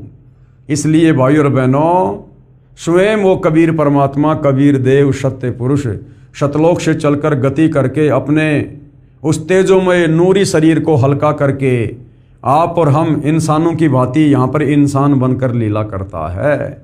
होता है प्रकट, लेकिन सांसारिक दृष्टि में ऐसा लगता है जैसे माँ के गर्भ से जन्म लेकर आया है, क्योंकि वो परमेश्वर है, समर्थ है, अनंत सिद्धियों का स्वामी है। वो चाहे जो कर सकता है, जीव की कोई औकात नहीं उसको जानने की, उसकी पहचानने की। फिर वो यहाँ पर आम व्यक्ति बनकर, आम संत बनकर धीरे धीरे अपने तत्व ज्ञान का प्रचार करता है और सर्व शास्त्रों से उस ज्ञान को प्रमाणित करता है। और जो जो आत्माएं उनके ज्ञान को स्वीकार करके उनसे उपदेश लेकर आजीवन मर्यादा में रहकर भक्ति करती हैं, उन आत्माओं को वो कबीर परमात्मा तत्वदर्शी संत के रूप में यहाँ पर भी सुखी करता है और शरीर छूटने के बाद फिर उनकी मुक्ति कर देता है, उनको सतलोक पहुँचा देता है। गीता अध्याय 18 श्लोक 62 के अनुसार कि अर्जुन तू सर्वभाव से उस परमेश्वर की शरण में जा जहाँ जाने के बाद साधक फिर लौटकर कभी संसार में वापस नहीं आता। तो उस लोक में शाश्वत स्थान सतलोक में तत्वदर्शी संत यानी कबीर भगवान अपने साधक को भेज देते हैं, उसका जन्म मरण समाप्त कर देते हैं, दूसरा कोई तरीका नहीं है। तो काल ब्रह्म यानी ज्योति निरंजन के डर से देवी यानी दुर्गा किसी को ये भेद नहीं बताती है।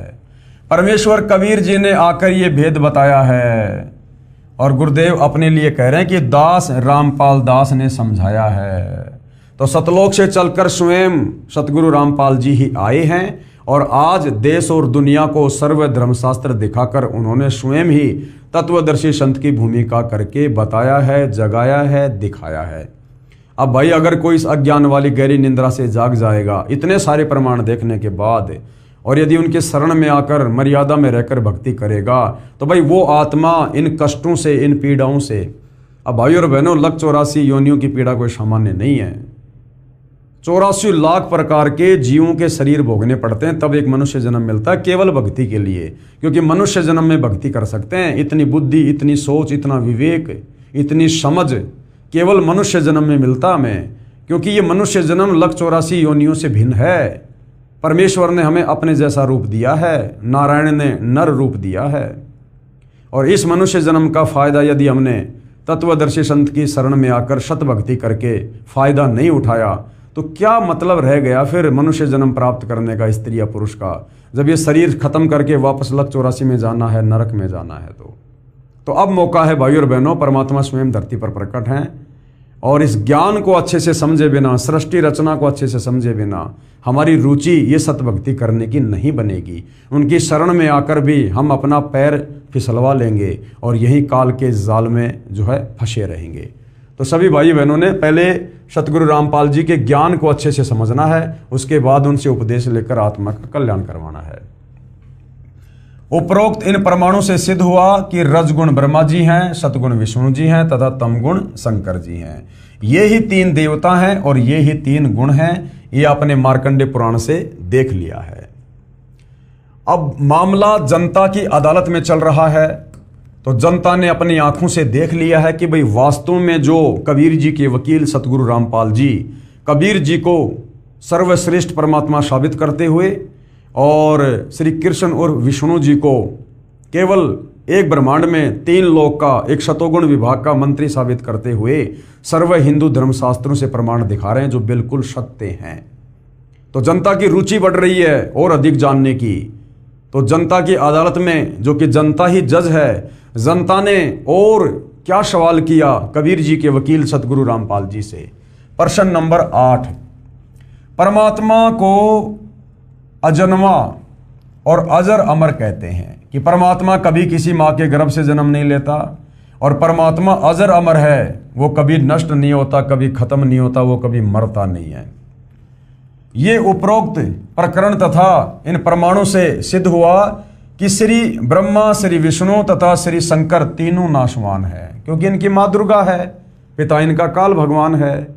श्रीमद् देवी भागवत महापुराण में 3रा स्कंद पेज नंबर 123 पर विष्णु जी स्वयं स्वीकार कर रहे हैं कि हमारी माँ का नाम दुर्गा है, हमारा जन्म होता है, मृत्यु होती है, हमारा तो आविर्भाव और तिरोभाव हुआ है और हम तो नाशवान हैं और हम तो नियमित काम करते हैं दुर्गा जी की कृपा से। तो साबित हो गए भाई और बहनों, श्री कृष्ण और विष्णु जी अर्थात ब्रह्मा विष्णु महेश ये अजरो अमर और अजन्मा परमात्मा नहीं है। फिर अविनाशी परमात्मा कौन है? क्या ब्रह्मा विष्णु तथा शंकर और काल ब्रह्म परमात्मा नहीं है? इसको प्रमाण सहित बताइए। जनता कह रही है जी आपने हिंदू धर्म ग्रंथों से यह तो साबित कर दिया कि ब्रह्मा विष्णु महेश अजन्मा नहीं है, ये नाशवान है, अविनाशी नहीं है, इनके तो जन्म और मृत्यु होती है, इनकी तो माँ भी है, इनका पिता भी है। अब वो परमात्मा कौन है जो जन्म नहीं लेता, जो अजन्मा है, स्वयंभू है, परिभू है, जो अविनाशी है? वो परमात्मा कौन है? इसका प्रमाण हमें दिखाइए। तो कबीर जी के वकील सतगुरु रामपाल जी ने जनता की अदालत में क्या बताया? उत्तर पहले स्पष्ट करता हूं कि श्री ब्रह्मा, श्री विष्णु, श्री शंकर तथा ये ब्रह्म परमात्मा है या नहीं। ये तो आपने अपने प्रश्न में ही सिद्ध कर दिया कि परमात्मा तो अजन्मा अर्थात जिसका कभी जन्म न हुआ हो वो होता है। पूर्वोक्त विवरण तथा प्रमाणों से सिद्ध हो चुका है कि ब्रह्मा, विष्णु और शंकर के माता पिता हैं, यानी दुर्गा इनकी मां है और पिता काल ब्रह्म है। इनका पिता ब्रह्म भी नाशवान है। गीता का ज्ञान दाता ये काल ब्रह्म गीता अध्याय 2 श्लोक 12, अध्याय 10 श्लोक 2, अध्याय 4 श्लोक 5 और 9 में खुद स्वीकार कर रहा कि अर्जुन तेरे और मेरे बहुत जन्म हो चुके हैं, तू नहीं जानता है। तो ये जो ब्रह्म है, ब्रह्मा विष्णु महेश का पिता, ये भी नाशवान है, जन्म और मरण में है, अर्थात इसका भी जन्म हुआ है। इससे स्वयं सिद्ध हुआ कि ये परमात्मा नहीं है। अब प्रश्न रहा फिर अविनाशी कौन है? इसके उत्तर में श्रीमद् भगवत गीता से ही प्रमाणित करते हैं कि वो अविनाशी परमात्मा कौन है। कि अविनाशी परमात्मा गीता ज्ञान देने वाले ब्रह्म यानी काल से अन्य है। श्रीमद् भगवत गीता अध्याय 2 श्लोक 12, गीता अध्याय 4 श्लोक 5, गीता अध्याय 10 श्लोक 2 में गीता ज्ञानदाता ने यानी इस काल ब्रह्म ने अपनी स्थिति स्पष्ट कर दी कि मेरी उत्पत्ति हुई है, मैं जन्मता और मरता हूं। अर्जुन मेरे और तेरे बहुत जन्म हो चुके हैं, मैं भी नाशवान हूं। गीता अध्याय 2 श्लोक 17 में फिर क्या कहा कि अविनाशी तो उसको जान जिसको मारने में कोई भी सक्षम नहीं है। कि अर्जुन तेरे और मेरे तो जन्म होते हैं। गीता अध्याय 2 श्लोक 17 में फिर कहा कि अविनाशी यानी जिसको मारने में कोई सक्षम नहीं है। अविनाशी तो उसको जान जिसको मारने में कोई सक्षम नहीं, अर्थात गीता ज्ञानदाता ब्रह्म अपने से अन्य किसी और परमात्मा को अविनाशी परमात्मा कह रहा है। गीता अध्याय 2 श्लोक 17 में कहा है कि अविनाशी तो उसको जान जिसको मारने में कोई सक्षम नहीं। और जिस परमात्मा ने यानी अपने से अन्य परमात्मा के विषय में बात कर रहा है गीता ज्ञानदाता काल ब्रह्म, और जिस परमात्मा ने सर्व की रचना की यानी सारी सृष्टि की रचना की, काल के 21 ब्रह्मांडों की रचना की, अक्षर पुरुष के 7 संग ब्रह्मांडों की रचना की, ऊपर के 4 अविनाशी लोकों की रचना की, सर्व आत्माओं की उत्पत्ति की, अविनाशी परमात्मा का यह प्रथम प्रमाण हुआ।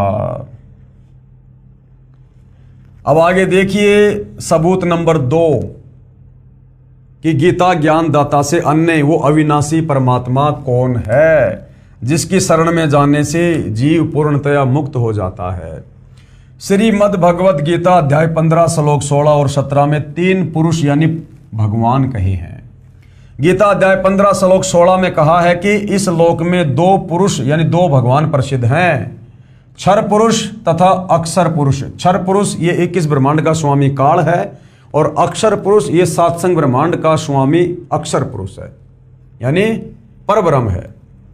ये दोनों प्रभु यानी भगवान तथा इनके अंतर्गत सर्व ये प्राणी नाशवान है यानी इनके लोकों में रहने वाले जितने भी प्राणी हैं इनके शरीर सबके नाशवान हैं।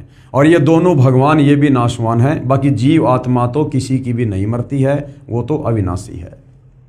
आत्मा तो सबकी अमर है। गीता अध्याय 15 श्लोक 17 में कहा है कि उत्तम पुरुष है तू अन्य, कि उत्तम पुरुष अर्थात पुरुषोत्तम तो कोई अन्य है जिसे परमात्मा कहा गया है, जो तीनों लोकों में प्रवेश करके सबका धारण पोषण करता है, वह वास्तव में अविनाशी है।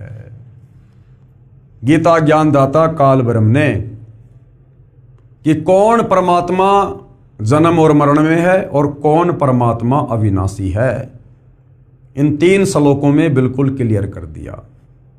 गीता अध्याय 15 श्लोक नंबर 16 में 2 भगवानों की जानकारी दे रहा है। एक तो खुद ये काल ब्रह्म है 21 ब्रह्मांड का स्वामी, और दूसरा अक्षर पुरुष जो 7 संग ब्रह्मांड का स्वामी है। तो कह रहा है कि ये दोनों भगवान भी नाशवान हैं, इनका भी जन्म और मरण है, और इन दोनों के लोकों में जितनी भी आत्माएं हैं वो भी जन्म और मरण में है। और ये दोनों लोक भी नष्ट होते हैं, महाप्रलय में आते हैं, उत्पत्ति और प्रलय में हैं। तो फिर वो अविनाशी परमात्मा कौन है? उसके लिए फिर गीता अध्याय 15 श्लोक नंबर 17 में कहा है कि उत्तम पुरुष तु अन्य परमात्मा इति उदाहरते ये लोग त्रिरम अवश्य विभर्ति अव ईश्वरे, कि वो उत्तम पुरुष यानी पुरुषोत्तम सर्वश्रेष्ठ भगवान तो अन्य ही है, जिसको भगवान कहा जाता है, जो तीनों लोकों में प्रवेश करके सबका धारण पोषण करता है, वो अविनाशी है। कबीर परमेश्वर अविनाशी है, परम अक्षर ब्रह्म सत्य पुरुष अविनाशी परमात्मा है। गीता अध्याय 15 श्लोक 17 में कहा है कि उत्तम पुरुष अर्थात पुरुषोत्तम तो कोई अन्य है, जिसे परमात्मा कहा गया है, जो तीनों लोकों में प्रवेश करके सबका धारण पोषण करता है, वह वास्तव में अविनाशी है। फिर गीता अध्याय 7 श्लोक 29 में कहा है कि जो साधक यानी भगत केवल जरा यानी बुढ़ापा और मरण यानी मृत्यु के दुख से छूटने के लिए प्रयत्न करते हैं, वे तत्ब्रह्म को जानते हैं, सब कर्मों तथा संपूर्ण अध्यात्म से परिचित हैं। और वो कौन होंगे? वो साधक होंगे जो उस तत्वदर्शी संत की शरण में आकर ज्ञान सुन रहे हैं। तभी तो उनको इस काल के लोक के विधान का पता चला, घटिया संविधान का पता चला कि भाई यहाँ तो बुढ़ापा और मृत्यु ये बहुत खतरनाक हैं, यहाँ पर जन्म और मरण भयंकर रोग है। तो वो साधक, वो भगत क्या करते हैं? वो उस तत्ब्रह्म से, उस पूर्ण परमेश्वर से परिचित हो जाते हैं। कैसे? तत्वदर्शी संत की शरण में आकर, और फिर वो बुढ़ापे और मृत्यु से छूटने का प्रयास करते हैं, यानी फिर वो मोक्ष प्राप्ति की दिशा में आगे बढ़ते हैं। वे उस तत्ब्रह्म को जानते हैं, यानी पूर्ण परमात्मा को जानते हैं, सब कर्मों तथा संपूर्ण अध्यात्म से परिचित हैं। फिर गीता अध्याय 8 श्लोक 1 में अर्जुन ने पूछा कि वो तत्ब्रह्म क्या है जिससे वो भगत परिचित हो जाते हैं।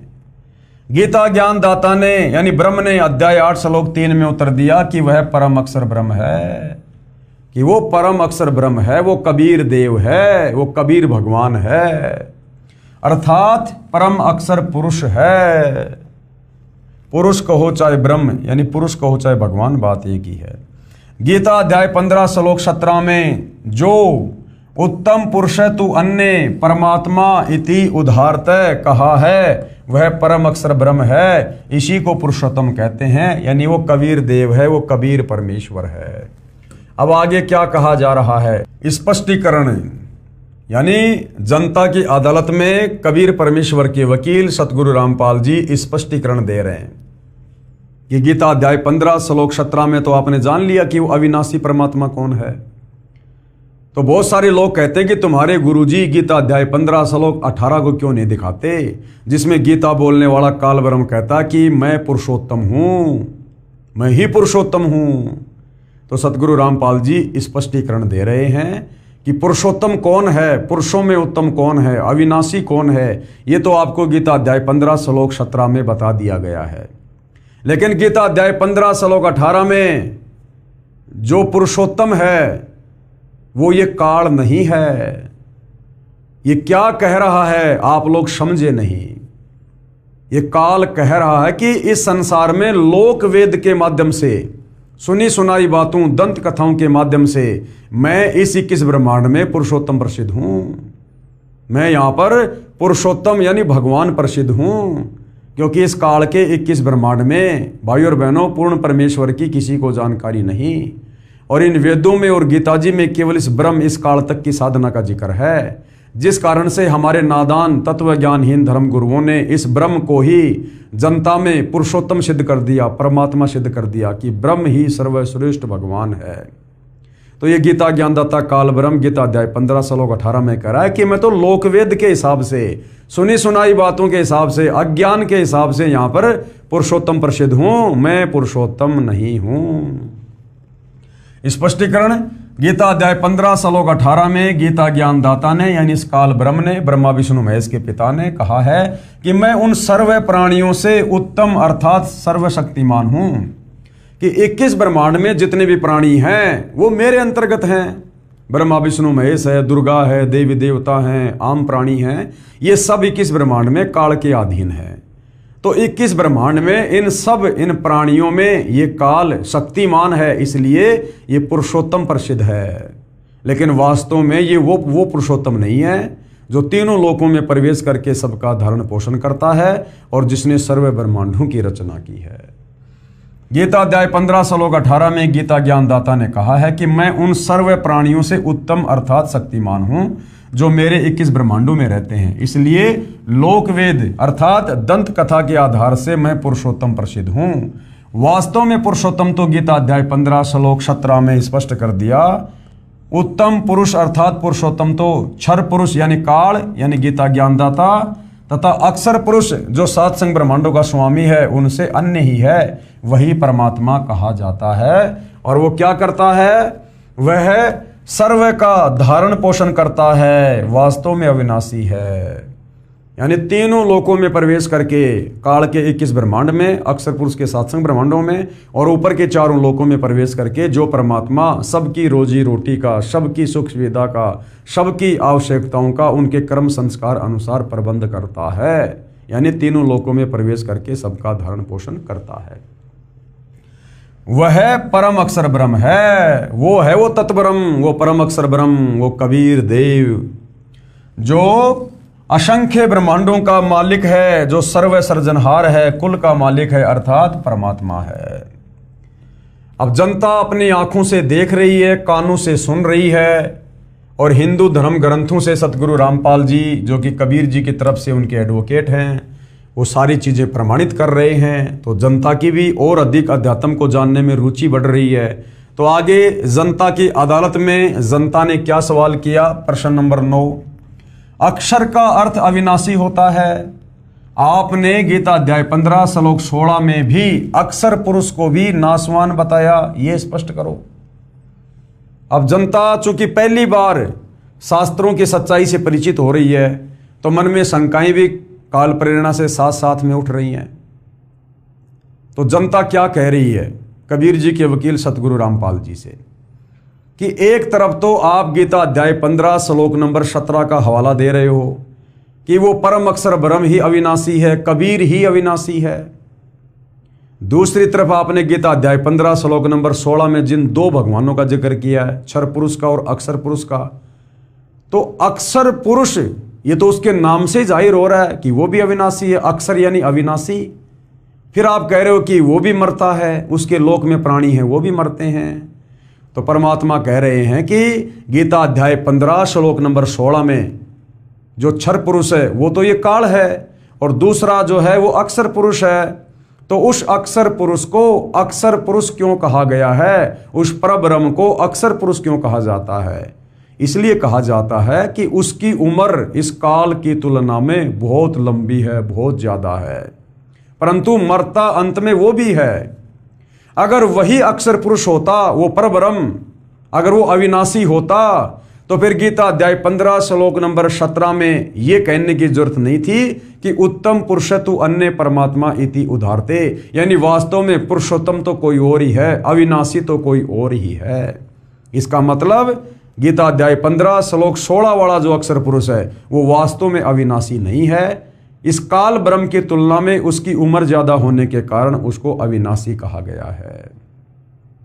और फिर उदाहरण दिया गुरुदेव ने कि जिस प्रकार ये जो गीता अध्याय 15 में दो भगवान हैं, क्षर पुरुष काल ब्रह्म, तो क्षर पुरुष को तो समझो चीनी मिट्टी का कप, अगर हाथ से छूट जाए तो टूट के फूट जाएगा। और अक्षर पुरुष वो भी नाशवान है, उसको समझो कोई लोहे का कोई कप, स्टील का कोई कप, और उसको यदि नीचे गिरा दिया जाए तो टूटता नहीं, फूटता नहीं, लेकिन अंत में स्टील को भी जंग लगता है और वो खत्म होता है चाहे समय कितना ही लगे। तो अक्षर पुरुष की हालत उस स्टील के बर्तन की तरह है जो उम्र बहुत ज्यादा है लेकिन एक समय आने पर वो भी नष्ट होगा। और जो उत्तम पुरुष है, जो वास्तव में अविनाशी है, परम अक्षर ब्रह्म, जिसका जिक्र गीता अध्याय 15 श्लोक 17 में है कि उत्तम पुरुषतु अन्य परमात्मा इति उदाहरते, उसे समझो सोना, गोल्ड कभी नष्ट होने वाली धातु नहीं है। तो वास्तव में जो अविनाशी परमात्मा है वो कबीर भगवान है, परम अक्षर ब्रह्म है। तो क्या सवाल किया जनता ने? प्रश्न नंबर 9, अक्षर का अर्थ अविनाशी होता है। आपने गीता अध्याय 15 श्लोक 16 में भी अक्षर पुरुष को भी अविनाशी यानी नाशवान बताया है, यह स्पष्ट कीजिएगा। तो क्या कह रहे हैं पूज्य गुरुदेव भगवान? उत्तर, यह सत्य है कि अक्षर का अर्थ अविनाशी होता है, परंतु इस प्रकरणवश अर्थ अन्य भी होता है। गीता अध्याय 15 श्लोक 16 में कहा है कि क्षर और अक्षर ये दो पुरुष यानी ये प्रभु इस लोक में हैं, ये दोनों नाशवान है तथा इनके अंतर्गत जितने भी जीव हैं वे भी नाशवान हैं। आत्मा किसी की भी नहीं मरती है, ना काल की आत्मा मरती है, ना अक्षर पुरुष की मरती है, ना आप और मेरी, ना गधे और कुत्ते की, क्योंकि आत्मा तो परमेश्वर का अंश है। आत्मा कभी नहीं मरती, ये शरीर धारण करती रहती है। फिर गीता अध्याय 15 श्लोक 17 में स्पष्ट किया है कि पुरुषोत्तम तो उपरोक्त दोनों प्रभुओं से अन्य है, वही सबका धारण पोषण करने वाला वास्तव में अविनाशी है। गीता अध्याय 8 श्लोक 3 में तत्ब्रह्म को परम अक्षर ब्रह्म कहा है। अक्षर का अर्थ अविनाशी है, परंतु यहां परम अक्षर ब्रह्म कहा है। इससे भी सिद्ध हुआ कि अक्षर से आगे परम अक्षर ब्रह्म है, वह वास्तव में अविनाशी है। अब इसका प्रमाण देकर समझा रहे हैं पूज्य गुरुदेव भगवान। प्रमाण, जैसे ब्रह्मा जी की आयु 100 वर्ष बताई जाती है, देवताओं का वर्ष कितने समय का है सुनो? 4 युग यानी सतयुग, त्रेता युग, द्वापर युग तथा कलयुग, ये 4 युग हैं। इनको एक चतुर्युग कहा जाता है। चारों युगों को मिलाकर एक चतुर्युग कहा जाता है, जिसमें आप और हम मनुष्यों के 43,20,000 वर्ष होते हैं। यानी 4 युग, सतयुग, त्रेता, द्वापर, कलयुग, इन चारों का जो कुल समय है वो 43,20,000 वर्ष आप और हम इंसानों के होते हैं। इस प्रकार बने 1008 चतुर्युग का श्री ब्रह्मा जी का दिन और इतनी रात्रि होती है। 4 युगों को एक चतुर्युगी कहा जाता है और एक चतुर्युग का आप और हम इंसानों का समय है 43,20,000 वर्ष। ऐसे ऐसे 1008 चतुर्युग का श्री ब्रह्मा जी का, रजोगुण ब्रह्मा जी का एक दिन होता है और इतनी लंबी उसकी रात्रि होती है। इस प्रकार बने 1008 चतुर्युग का ब्रह्मा जी का दिन और इतनी रात्रि होती है। ऐसे 30 दिन रात का एक महीना तथा 12 महीनों का ब्रह्मा जी का एक वर्ष हुआ और ऐसे ऐसे 100 वर्ष की श्री ब्रह्मा जी की उम्र है। यानी इतनी लंबी उम्र रजगुण ब्रह्मा जी की है। अब उसके बाद में सतगुण विष्णु जी की उम्र ब्रह्मा जी से भी 7 गुना ज्यादा है। श्री विष्णु जी की आयु श्री ब्रह्मा जी से 7 गुना ज्यादा है, यानी 700 वर्ष है। और शंकर जी की, श्री शंकर जी की आयु श्री विष्णु जी से भी 7 गुना अधिक है, यानी 4900 वर्ष। फिर ये जो ब्रह्म है, काल है, जो एक ब्रह्मांड में सदाशिव रूप में रहता है। ब्रह्म यानी क्षर पुरुष की आयु, जब ये 70,000 शंकर जी मर जाते हैं, उनकी मृत्यु के पश्चात एक इस ब्रह्म की मृत्यु होती है, अर्थात क्षर पुरुष की मृत्यु होती है, काल की मृत्यु होती है, जो एक ब्रह्मांड में सदाशिव के रूप में रहता है। इतने समय का अक्षर पुरुष का एक युग होता है। जब ये काल मरता है, उस समय अक्षर पुरुष का केवल एक युग होता है, एक युग। और ऐसे ऐसे 1000 युग का अक्षर पुरुष का दिन, इतनी ही रात, फिर 30 दिन का एक महीना और 12 महीने का एक वर्ष, और ऐसे ऐसे 100 वर्ष की उम्र उस अक्षर पुरुष की है, परब्रह्म की है, जिसको गीता अध्याय 15 श्लोक 16 में अक्षर पुरुष कहा है। तो इतनी लंबी उम्र होने पर उसको अक्षर पुरुष की संज्ञा दी गई है, लेकिन मरेगा अंत में वो भी। अब देखिएगा क्या कह रहे हैं गुरुदेव भगवान। अक्षर पुरुष की उम्र, अक्षर पुरुष की आयु गीता अध्याय 8 श्लोक नंबर 17 में कहा है, सहस्त्र युग पर्यंतम अहम यत ब्रह्मणे विदु रात्रिम योग सहस्त्रांतम ते अहोरात्रा विद जना। अक्षर पुरुष की उम्र बताई है गीता अध्याय 8 श्लोक नंबर 17 में। अनुवाद आज तक सर्व अनुवादकर्ताओं ने उचित अनुवाद नहीं किया। सब ने ब्रह्मा का 1000 चतुर्युग लिखा है, यह गलत है। देखिएगा, पेश है गीता अध्याय 8 श्लोक 17 के अनुवाद की फोटोकॉपी, जो गीता प्रेस गोरखपुर से प्रकाशित है। सहस्त्र युग पर्यंतम अहम यत ब्रह्मणे विदु रात्रिम युग सहस्त्राम ते अहोरात्रि विद जना। और सामने इसका हिंदी में अनुवाद किया गया है, जो कि गलत है। यहां पर ये ब्रह्मणे है, इसका अर्थ इन्होंने कर दिया ब्रह्मा का। ब्रह्मा का जो एक दिन है उसको 1000 चतुर्युग तक की अवधि वाला, और रात्रि को भी 1000 चतुर्युग की अवधि वाली। जो पुरुष तत्व से जानते हैं वे योगीजन काल के तत्व को जानने वाले हैं। अब गुरुदेव भगवान क्या कह रहे हैं? इन अनुवादकर्ताओं की गलतियों को सार्वजनिक कर रहे हैं। मूल पाठ में यानी जो संस्कृत है उसमें सहस्त्र युग लिखा है, न कि सहस्त्र चतुर्युग।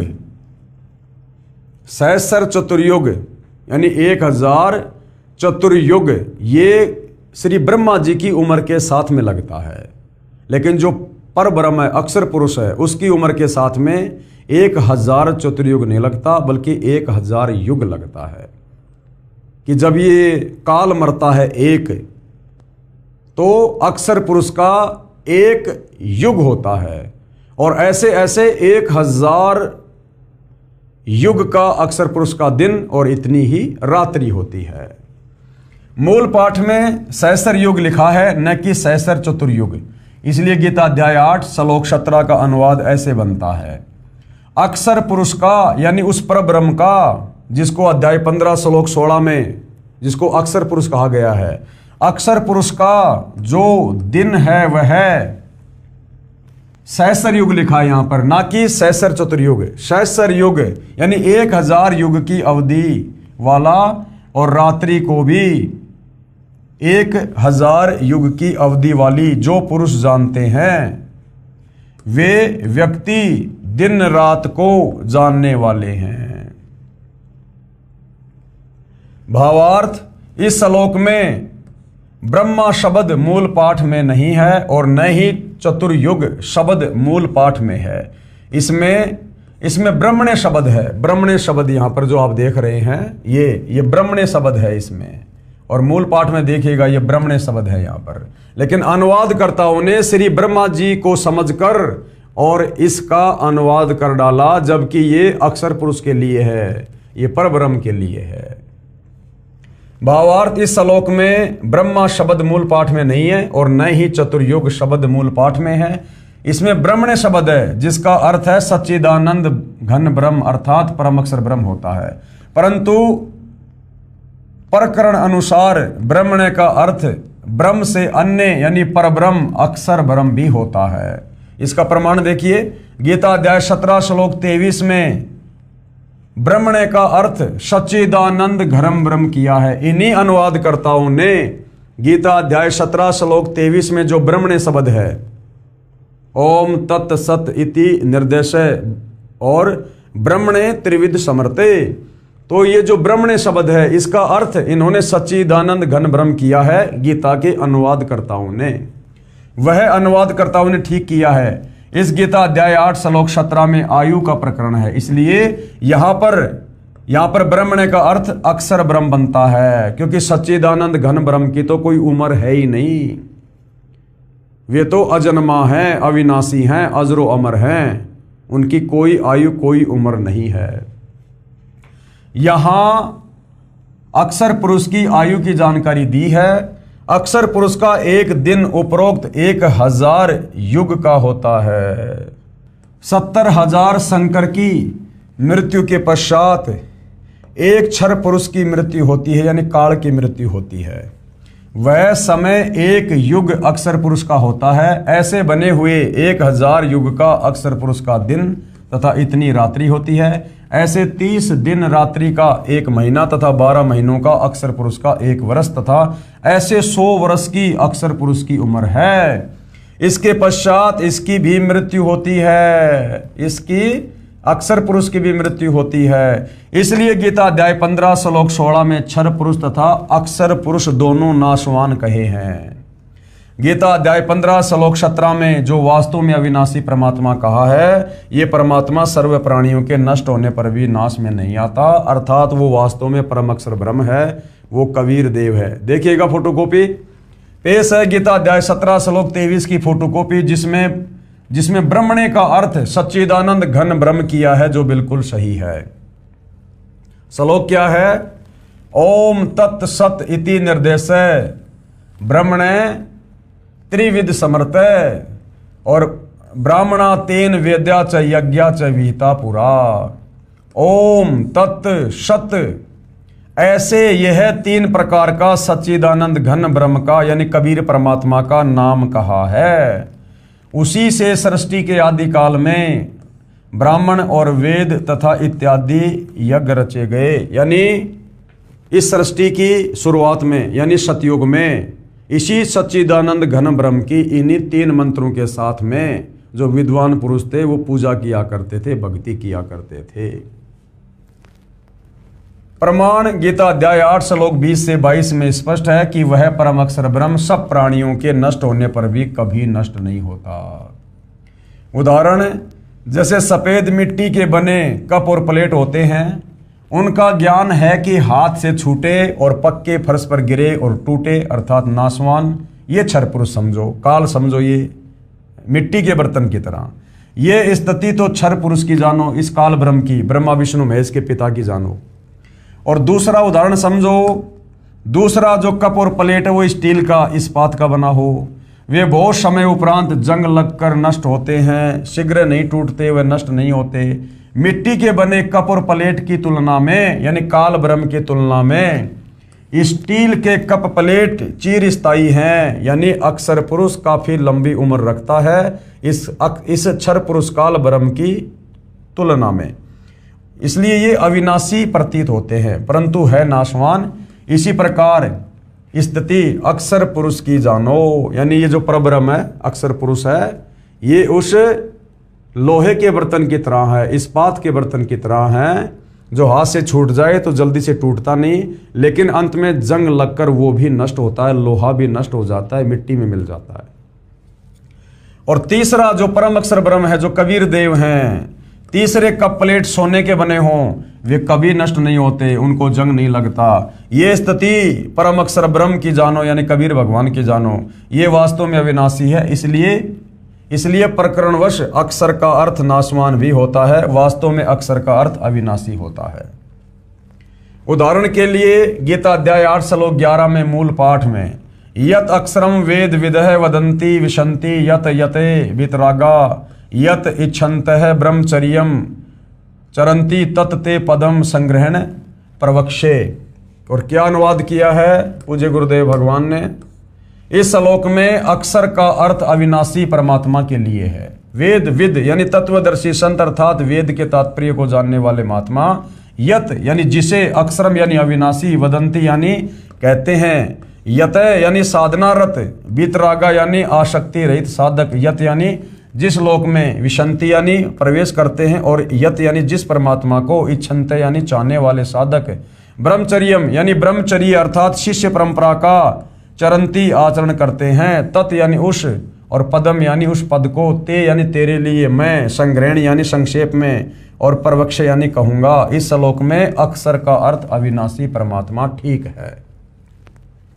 कबीर जी ने सूक्ष्म वेद में कहा है, गुरु बिन काहू न पाया ज्ञाना, जो थोता बू छड़े मुड़ किसाना। तत्वदर्शी संत को गुरु बनाए बिना हम शास्त्रों का ज्ञान यथार्थ रूप में नहीं समझ सकते, नहीं प्राप्त कर सकते। और तत्वदर्शी संत के बिना जितने भी हमारे ये नादान धर्म गुरु हैं, जिन्होंने मनमुखी होकर अपने तरीके से इन शास्त्रों के अनुवाद किए हैं, वो तो समझो जो थोथा वो छड़े मुड़ किसाना। किसान फसल निकाल लेता है, फसल का जो कचरा है वो पड़ा रहता है, उसको यदि कोई कूटकर अनाज प्राप्त करना चाहे तो वो मूर्ख है, वो पागल है। तो जितने भी हमारे तत्व ज्ञानहीन नादान धर्म गुरु हैं, ये तो फसल को निकालने के बाद में जो तूड़ा होता है, जो भूष होता है, जिनको डूंडले भी बोलते हैं, ये तो उनको कूटकर और जो है वो कणक प्राप्त करने का प्रयास कर रहे हैं, तो बिल्कुल भी नहीं होगी भाई। तत्वदर्शी संत के बिना आप कितना ही शास्त्र पढ़ लो, कितनी भक्ति कर लो, मोक्ष प्राप्त नहीं हो सकता। मूल वस्तु हमें नहीं मिल सकती, जन्म मरण से पीछा नहीं छुड़वा सकते। गुरु बिन वेद पढ़े जो प्राणी, कौन गुरु? जो तत्वदर्शी हो, सर्व धर्मशास्त्रों का ज्ञाता हो। उनकी शरण में आए बिना हम धर्म ग्रंथों को नहीं जान सकते। तो गुरु बिन वेद पढ़े जो प्राणी, समझे ना सार रहे अज्ञानी, वो अंत में अज्ञानी ही रहेगा। अब मामला जनता की अदालत में चल रहा है और जनता सर्व धर्मशास्त्रों से प्रमाण देखकर रुचि ले रही है अध्यात्म में। और आगे जनता ने क्या सवाल किया? प्रश्न नंबर 10, आप पूर्ण मोक्ष किसे कहते हैं, किसको मानते हैं? कबीर जी के वकील सतगुरु रामपाल जी से जनता जनार्दन सवाल कर रही है कि आप पूर्ण मोक्ष किसको मानते हैं? क्या होता है पूर्ण मोक्ष? साधक कहाँ चला जाए, क्या प्राप्त कर ले जिसे पूर्ण मोक्ष कहा जाए?